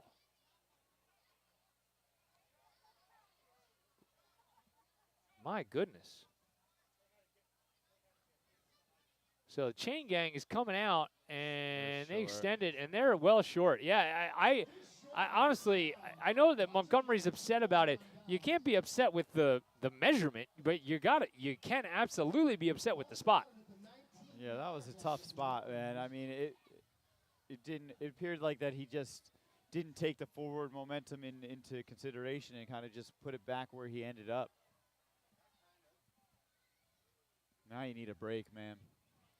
You need a turnover or something here. I just, you're going to need a score and an onside kick, and you certainly can't give up any more points here, I don't think, because the clock is not your friend. And nice job. Out to the right. That is a really, really nice job out there by the Cougs. It was Golubitsky out there on the edge. More of that. More of that. And Watchung now doing exactly what the Warriors should do, and that is take their time. I still cannot get over that spot of the football. And it's not even like you're looking at like an inch here or an inch there. I think that was a full yard off. Yeah. And you don't see that too often. Got to pass. And it will throw, and it's in and out of the hands again of Clintock.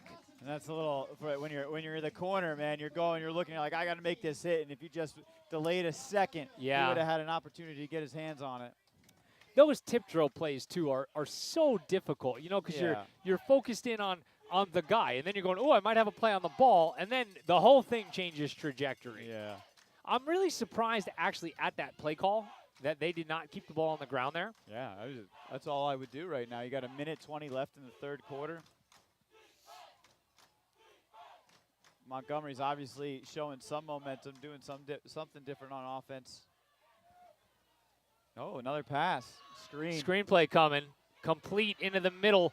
And this is going to be a big play for Watchung.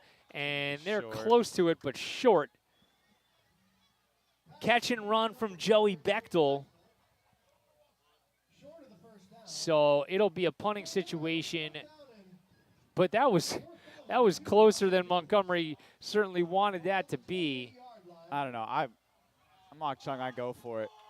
There's way. No way. There's no way I don't go for it. No way. You're suggesting that Watchung do the one thing that could let Montgomery back in this game. You don't get this, and then Montgomery punches it in. The clock is your friend. Montgomery has to score 3 times. How many times have we stopped them for 1 yard? It doesn't matter. I understand the sentiment, but this was absolutely the smart play for Watchung. I didn't say what I was saying was smart. Well, you're like good hell. Words in my mouth. So if you're the Cougs, whatever you have dialed up and that you've been hanging on to for some special occasion, now is the time to pull it out your back pocket. Yeah, no reason saving it. Well, you've been saving it for this. That really is it, And that's something that I think, people don't really, know. You practice things, I don't want to even say trick plays, but like, gadget, a wrinkle here and there. And you practice it over and over and over, probably since the preseason. And, you hang on to those plays sometimes for weeks and weeks and weeks. And you never use them because you don't have to. And now I think you're in a position where, you got to start doing some of that. They'll swing it out here to Eubanks, and Chris makes one-man miss. The ball is out, and they're going to say another fumble and another turnover, and Watchung's got it back. Oh, my goodness. Eubanks just not the ball security that you needed. It was a good job to make one man miss. But then after that, ball's out. Yeah, and you know what? It was the first hit. And man, Braden Kelly has played a heck of a game. He just reached in there and knocked that out with one hand.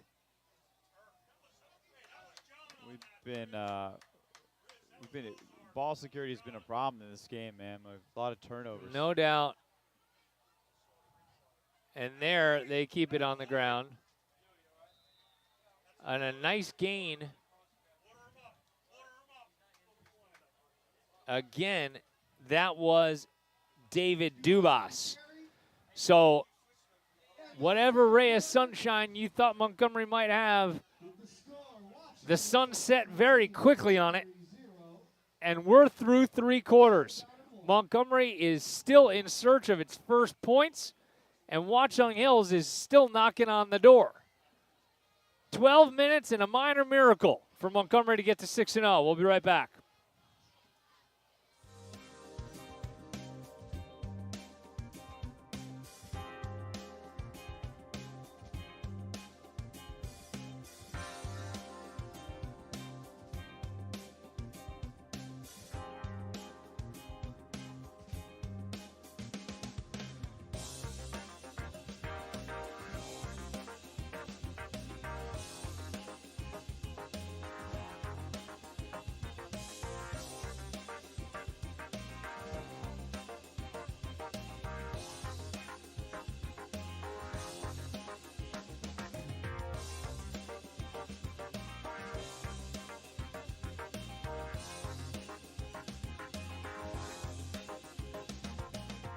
Welcome back to Montgomery.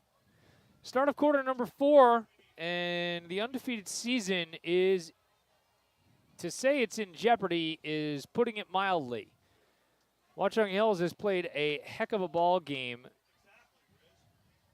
and leads it 17-0. The worst you could say is that they've dropped a pass and missed a field goal, and that's it. Yeah. That's all they've done wrong. Missed a couple interceptions. Poke got an idea. What's that? We take the MIRE on the road tomorrow. We cover Glock playing pickleball. I feel like it would be money. That sounds like there's not money. That sounds. There's definitely not money involved. Sounds like that's a free endeavor. I know it's a free endeavor, but like, how much fun would it be to cover Glock playing pickleball? Let's do a cost-benefit analysis. I would say, you know, it actually wouldn't be all that hard to do if you just brought the tripod with a phone and hooked up those wireless mics to it. That would actually be kind of funny. We just sit there like the Ocho. You know what I mean? No cotton. Give it all. All right, I'll meet you there. You get there a half hour early. I'll meet you there. That was not athletic cotton. That's pretty much what you would be saying all day long.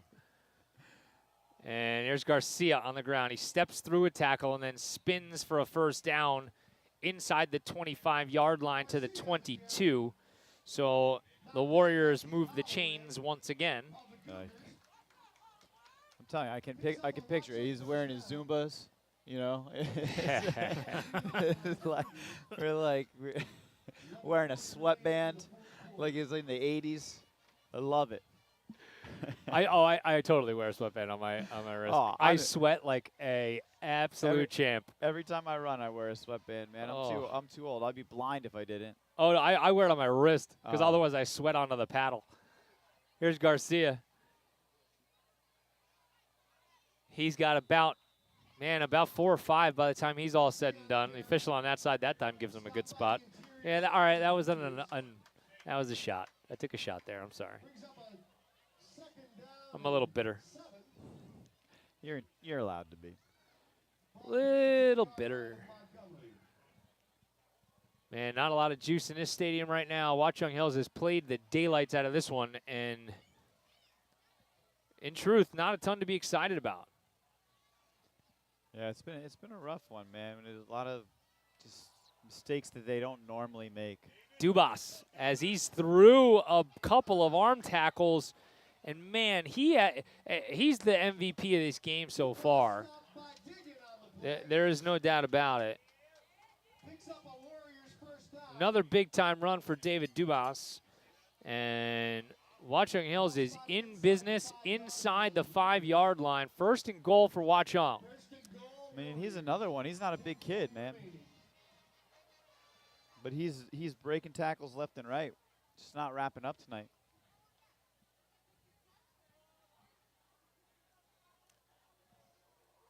He remains in the game as the deep back. Offset eye. They give it to Dubas. He runs forward and short. I get it.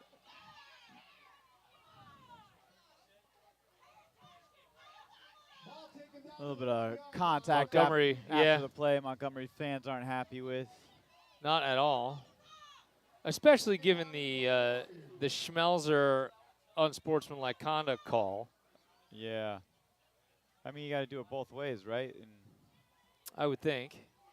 That does not appear to be the case.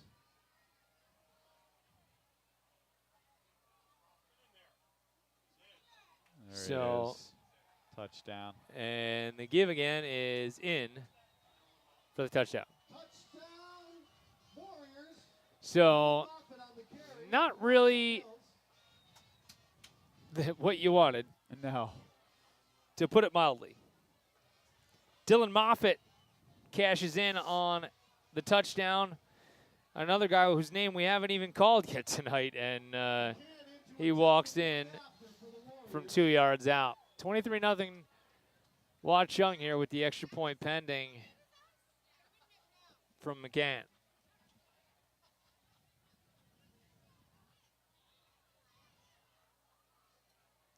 Extra point on the way, and it is good. So 24-0, Watchung leads it with 9 minutes to go.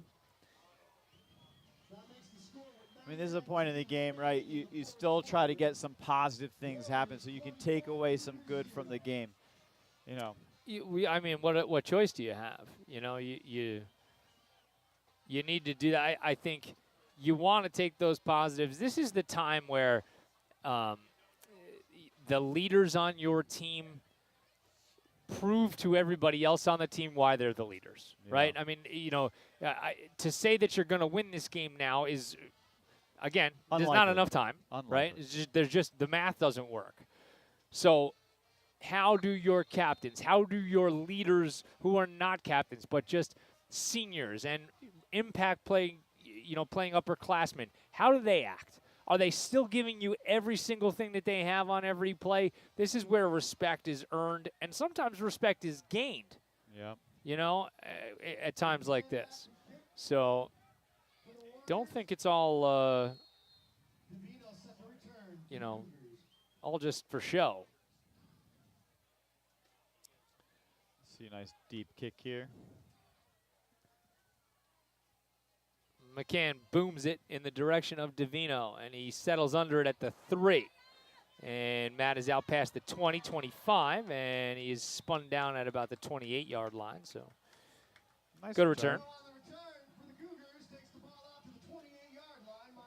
Let's tell you what we have coming up on the MIRE. Next week is homecoming next week, by the way. So we have some fun festivities planned in school, which is always fun for us.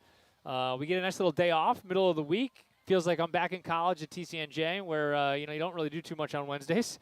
I loved that about TCNJ. Yeah, from 12 o'clock to 5 o'clock on Wednesday, the entire college is off, and you can't have class. I like that. You either have 9 a.m. class or like 5:30 p.m. class. And here is a throw over the middle and incomplete, intended for Davino. So, yeah, it was always kind of like Tuesday ended up being a night everybody went out, and it was fun. So it's kind of like reliving my college days this week. But MIRE-related, past that, we will be here next Friday night for North Hunterdon. And another big one. Yeah, for sure. North Hunterdon beat Watchung, so, that should tell you what Montgomery's got on tap. There's play action for Schmelzer as he now pulls it down and has to roll to his left. Pulls it down, throws it out of bounds, and it'll bring up 3rd down and long. The following week, though, we have some unfortunate news. We will not be able to go on the road with the team. As you take a look at the very well-built schedule graphic there. Thank you, Mr. Pogue. Yep, downloaded what you made.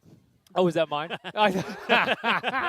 I don't like to brag or anything, but that is beautiful. So I will be down in Maryland officiating the Team USA lacrosse stuff. Nice. And Bartholomew's got something or other to do. We got our own senior night. Oh, okay. I don't want excuses out of you, but whatever. Nice move by Schmelzer. Michael's got a lot of room here. 1st down and more. Out past the 45, down to the 48, 49. So no quit out of that young man. Yeah, that was a quality run right there. No doubt about it. Get a couple extra clips for the highlight reel. 21-yard gain on that play for Schmelzer. So a new set of downs for Montgomery. And we will be able to return back home for the last game of the season before the playoffs. So that should tell you what we have going on. Schmelzer on 1st down. He throws. Davino's got it on the slant, and the ball's out again. And Watchung is going to fall on this one. Another turnover for Montgomery. My goodness. That's just one of those things, man.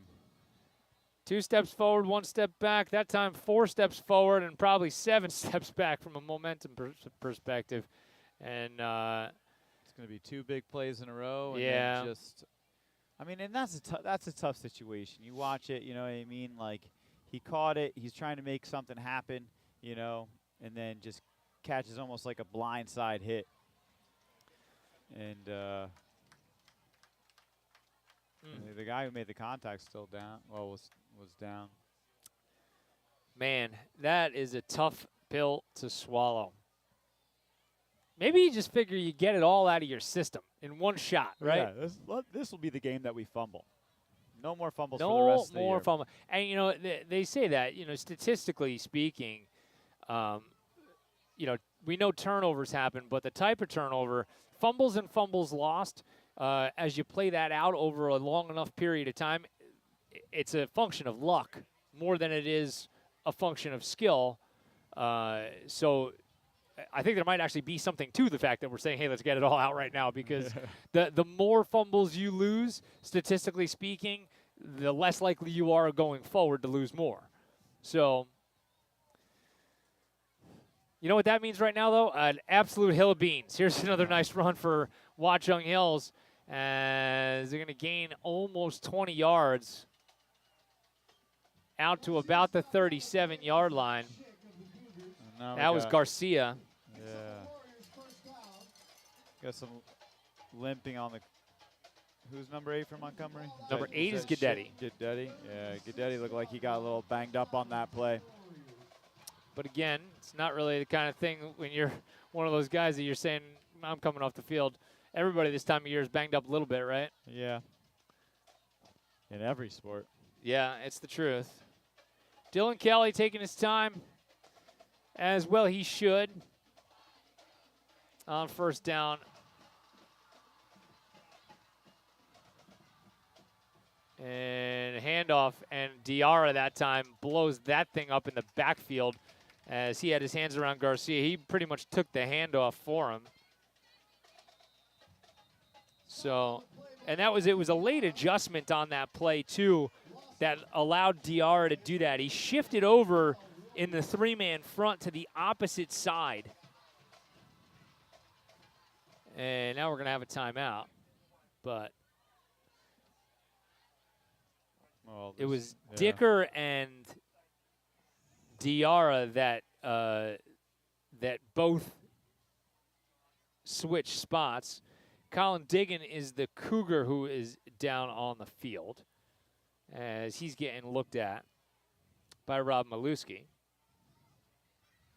So, Timmy, what's going on across country, man? You know, we have a meet tomorrow. We had a really great performance last Saturday. We had the class meet. Our juniors won the meet. They went 1, 2, 3 in the race, which was nice. Our freshmen won the freshman race, and our seniors got second in the senior race. So all right, a lot of great performances. And then tomorrow we have Homedale, which is usually one of the bigger meets. Most schools in New Jersey attend it. The weather doesn't look the greatest. No, but heard there was some kind of weather event down in the southeast. Yeah, I mean, I guess that might have some impact on us. Who knows? But like you say in any sport, it's the same for everybody. That's right. It's not just raining for Montgomery. Although today it looks like it's raining for Montgomery. Metaphorically speaking, for sure. Yeah. So yeah, we're gearing up. We got county and conferences coming up in the next 2 weeks, and then finishing up the season at sectionals and hopefully advancing on to groups. Those pictures and videos, man, of the west coast of Florida. Oh. There's going to be some prime beachfront real estate for sale coming up because you could just build whatever you want on it because there's nothing left. Well, yeah, and there's going to be new beachfront stuff. Houses that weren't beachfront not that long ago. And I don't even mean to joke because it's not funny. You know, I mean, we dealt with that obviously up here, with Sandy, all those years ago. But just talk about reshaping the entire, what pieces of the coastline look like. It's absolutely devastating, and I hope that everybody that thinks that climate change isn't real takes a look at what just happened and does not chalk it up to luck. Yeah, that happened. Oh, it's only the first time this happened in this long. Well, yeah. Why do you think that is? Yeah, it's nuts though. I mean, it's tough when you choose to live down in an area like that, and you know that that's a possibility. You kind of hope that you have that luck that it, but eventually it runs out.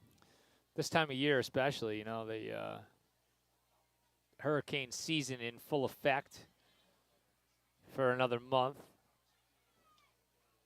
and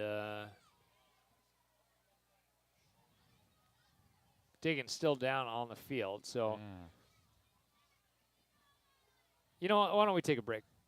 We'll be right back. It's called the MIRE. It's the Montgomery Internet Radio Experience.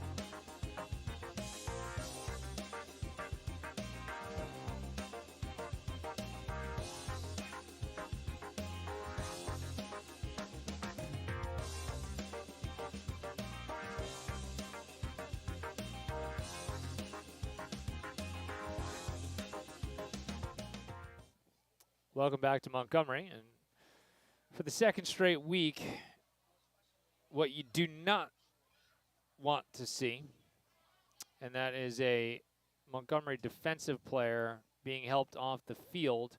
This time it's Colin Diggin.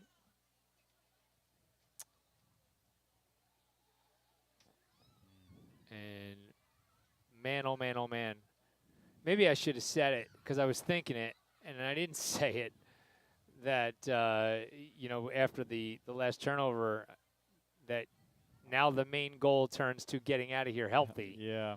And I don't, you know, I guess perhaps I should have said that at the time because maybe we would have avoided this. And, you know, with all the times that I believe in fate in my life, which is to say 0% of the time, you know, take a shot in the dark here, boys. Yeah. I mean, I think we all thought it. You know, once you're down 24, you start thinking like, all right, well, let's not take any unnecessary chances here, and just kind of play the game out to the best of our ability, but play rather conservative rather than taking those big risks. Second down and 12 with the clock rolling under 7.5 as Garcia bounces off the right side, another big gain, and he is tackled down just shy of midfield. Another first down for Watchung Hills. Garcia taken down by Zach Schick of the Cougars. Picks up a Warriors first down. Moves the ball across midfield. And they spot that one across midfield. So, well, that's fitting, I suppose. Yeah.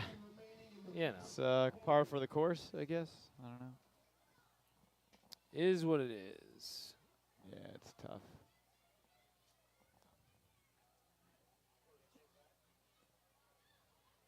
Not a ton to celebrate tonight for Montgomery. The undefeated streak to begin 2022 is going to end tonight at the hands of Watchung Hills. So, you know, at least it does. the result still does kind of make us look like we know what we're talking about from time to time because, you know, a 3-2 team coming in and the individual statistics were not remarkably impressive, and yet, you know, we kind of knew that this one was going to be a dogfight, and quite well for Montgomery it was a dogfight, but can't really quite say that it was a dogfight for Watchung. Yeah, it was just one of those games where even though we were doing some things right, you know, the mistakes were the things that you know, destroyed us. you know, you can make a mistake here and there, but when you made as many as we did, you know, it's going to be really hard pressed to stay in the game. Toss sweep that time for Brett Christopher. And even that, man, yeah, I'm actually kind of surprised Watchung pulled that one out there. You know, that was a play we haven't seen yet tonight. That was, you know, fake the dive and toss it out to Christopher, who was in motion.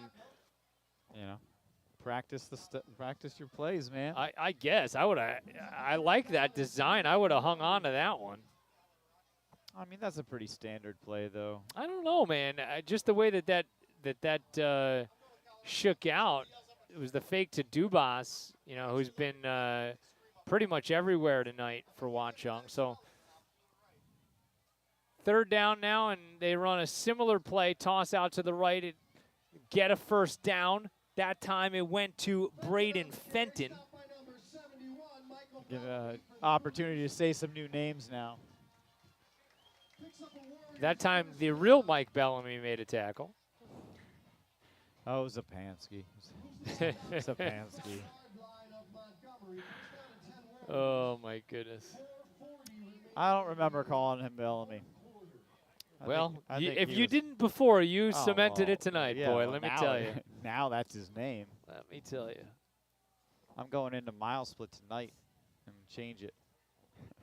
There you go. He's going to be like, Coach, my stats are under Colin Bellamy. I don't know, man. It's you. Who's Colin Bellamy? Did you make that one up too? Yeah, I did. Oh, all right. As long as we know where we're at. Timeout for Watchung. No reason to go away. We may as well keep you here now. 24-0 Warriors as Watchung Hills has put on a clinic here tonight in Skillman. So you guys got you got Senior Spirit Week this week. We do. And you got what kind of good stuff we got going on at the high school? It's like, which I don't really know what stuff I have from it, and I also don't know how to dress up for 90s and 2000s Day on Monday. Your normal day. Your normal. I was gonna say, like, it's kind of like I still dress that way. I need like a no fear shirt. If you got one of those laying around, I would love that. You get a bull shirt. You know, I don't have that. You get I mean, I feel like for me, any decade is jeans and a T-shirt. Yeah, yeah. That's any decade I've ever been in. That's what I've worn. So you know, my Little League jersey, maybe I could pull that thing out. You know, I'm not really sure. It would fit like a charm. It probably would fit like a charm, actually. You were huge in Little League. I was. Huge for most of my life. That's why I don't eat now. You know, it's great. Just kidding about that, people. Just kidding. Here's a misdirection play and an inside draw, well designed, and we're going to get a flag at the end of this. And I don't know if this is going to be – there's at least a chance. Face mask, I think. But it could be a face mask offensively. Offensively. I think it is when he was given the stiff arm. Let's see. But the way the officials have been, I wouldn't be surprised if it was defensive.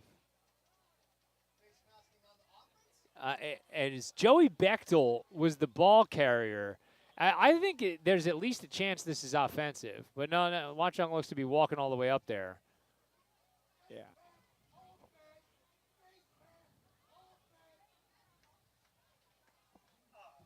And they are going to say face mask on Montgomery, so, you know. Yeah, why not? All the officials in the, and then we get a flag coming out here at the end. Montgomery. I'm going to guess somebody on the field didn't like the call.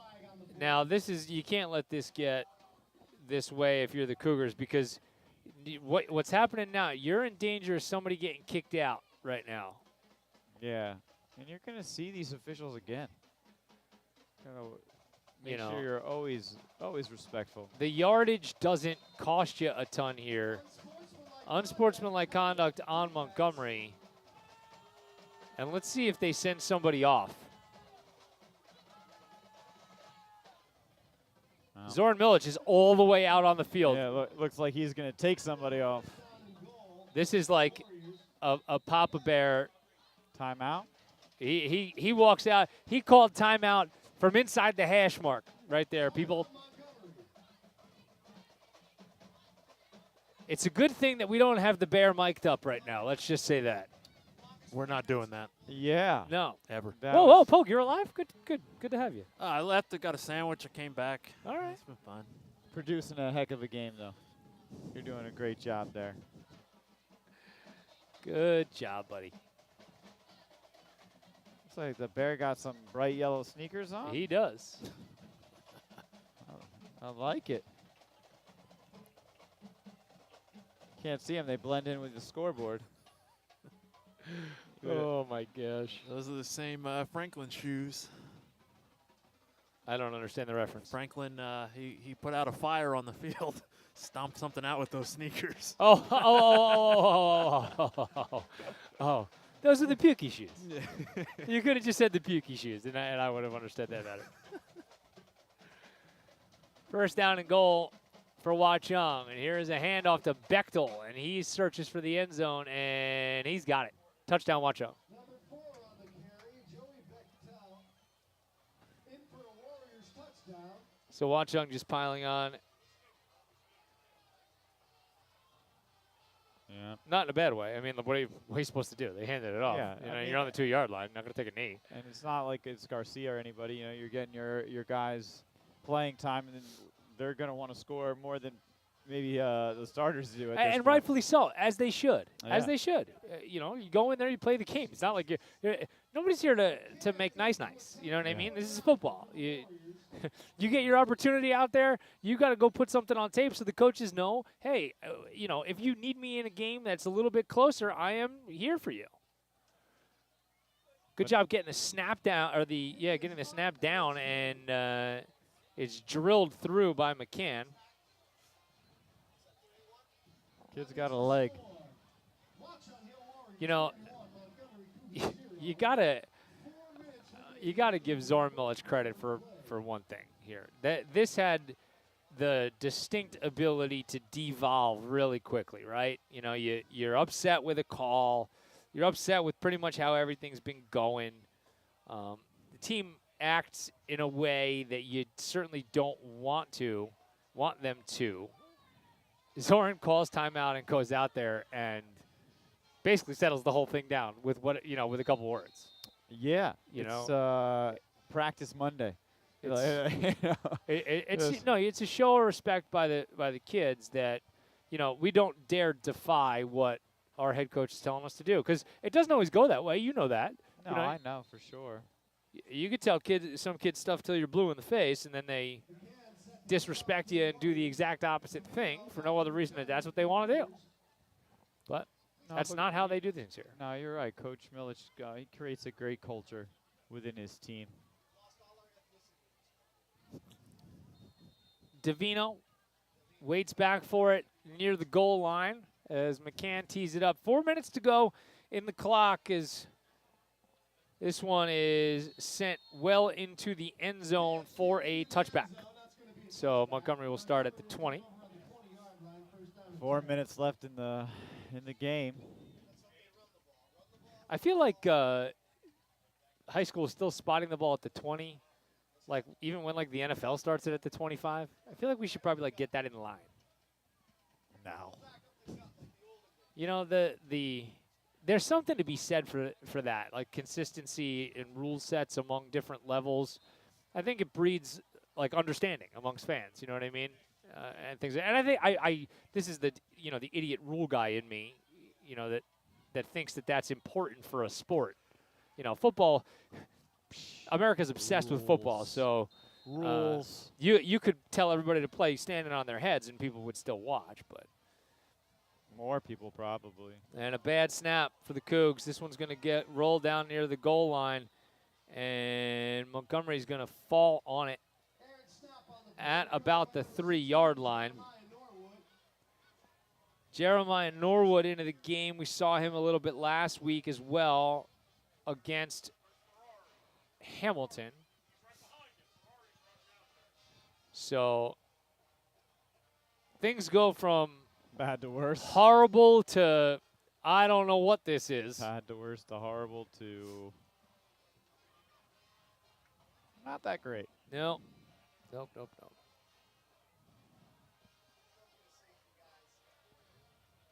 Oh, there he did. He put it out there.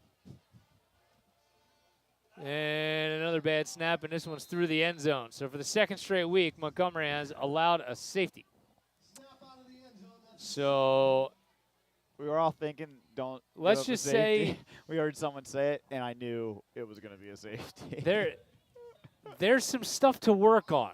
This is like the old Jimmy Dugan. Evelyn, here's something I'd like you to work on before next season. I put 31 of these points on Montgomery's defense and 2 of the points on our announcer.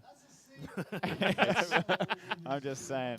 Bill Dominic owes $2 to the jar. Those 2 are on Bill. We'll see. Make sure that he hears us. Bill Dominic owes $2 to the swear jar for bringing that up prior to the previous play. I said 31 of those points are on Montgomery. Right to the jar. The jar is found in my left pocket, by the way. It's where that money goes. That puts me negative $145 in total for this game. Roughly, give or take. Oh, my goodness gracious. Now, I'm going to give you a lone bright spot to this. Spread's 33 right now. Yeah, and that's where running clock starts at 33. Oh my goodness! And we learned that last week. We did, and you know what? We were more happy about it last week when we learned it. You know what? this is the football god slapping me in the forehead because happier. It doesn't start till we kick till the player receives the ball and the wind blew the ball off the tee just to make me wait just another little bit longer. There's your bright spot. That's right. A good kick. It is taken at about the 32-yard line, and decent return for Watchung into Montgomery territory inside the 45-yard line. But sometimes you just need something to end, and you hit the reset button. In the parlance of my youth, you pull the Nintendo game out the cartridge, you blow in it, and you put it back in and reset things, and that's. If you could stretch that out into 1 week of practice, that's what Montgomery's got to do here. Pull the Nintendo cartridge out, blow in it, and reset things for homecoming next week. Remember Nintendo? That was the greatest. I do. Remember, like, if it didn't save, so you would, like, leave your Nintendo? Oh my God. You leave it on overnight? You get so angry, like. The power goes out. Power goes out. Mom came in and turned it off. Oh, like, what are you doing? My God. There were some knockdown dragouts about that exact topic in my home. No! You did what? Oh, I was playing so long. There are kids right now that are listening to this that are going, you old, you know what?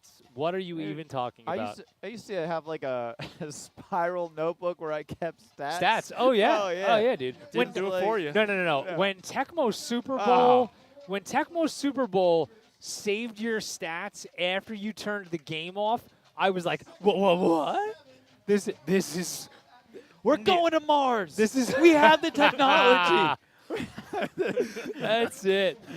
Oh gosh. I really hope that this conversation, if there are parents watching this with their children, which there probably aren't, but you know, on the off chance, I hope this sparks a conversation. You know what I mean? Yeah. It's a little family time. This is what we do here on the MIRE. We bring fathers and sons together.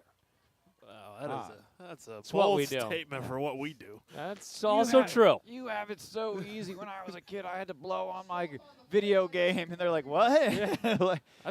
No, you had to shake it.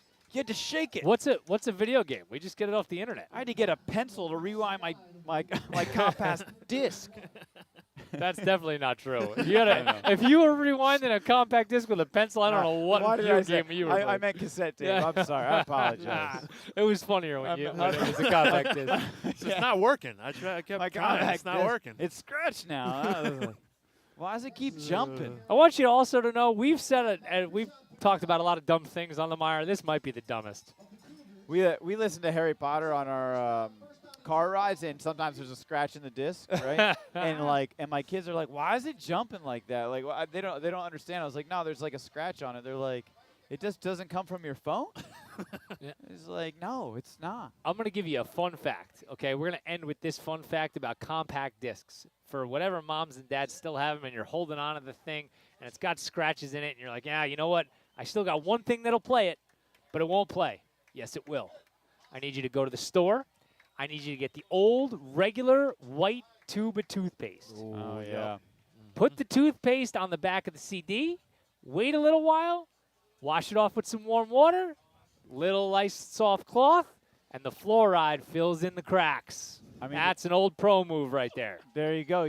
There you have it. You didn't see a Montgomery win today, but you did learn how to fix your old CDs.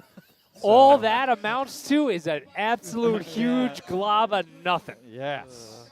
And unfortunately for the Cougars, nothing is where they end up on the scoreboard. 33-0, Watchung Hills lays one on Montgomery and ends the team's unbeaten streak to begin the 2022 season. My goodness. New season starts tomorrow. That it does. Next week at home, homecoming against North Hunterdon. Montgomery will look to right the ship. This one has been a production of the MIRE. It's the sole property of the Montgomery Internet Radio Experience. Any rebroadcast, retransmission, or account of this one without somebody over here's express consent, you go pick one and we'll try to figure it out. But nobody's ever asked in 10 years. I suspect they won't. Just makes you feel unwanted. We're all dumber for having listened to this. Yes. Watchung Hills 33, Montgomery nothing. For Matt Pogue, Tim Bartholomew, Nicole DeMace, I'm Keith Glock. Thanks for watching, I think.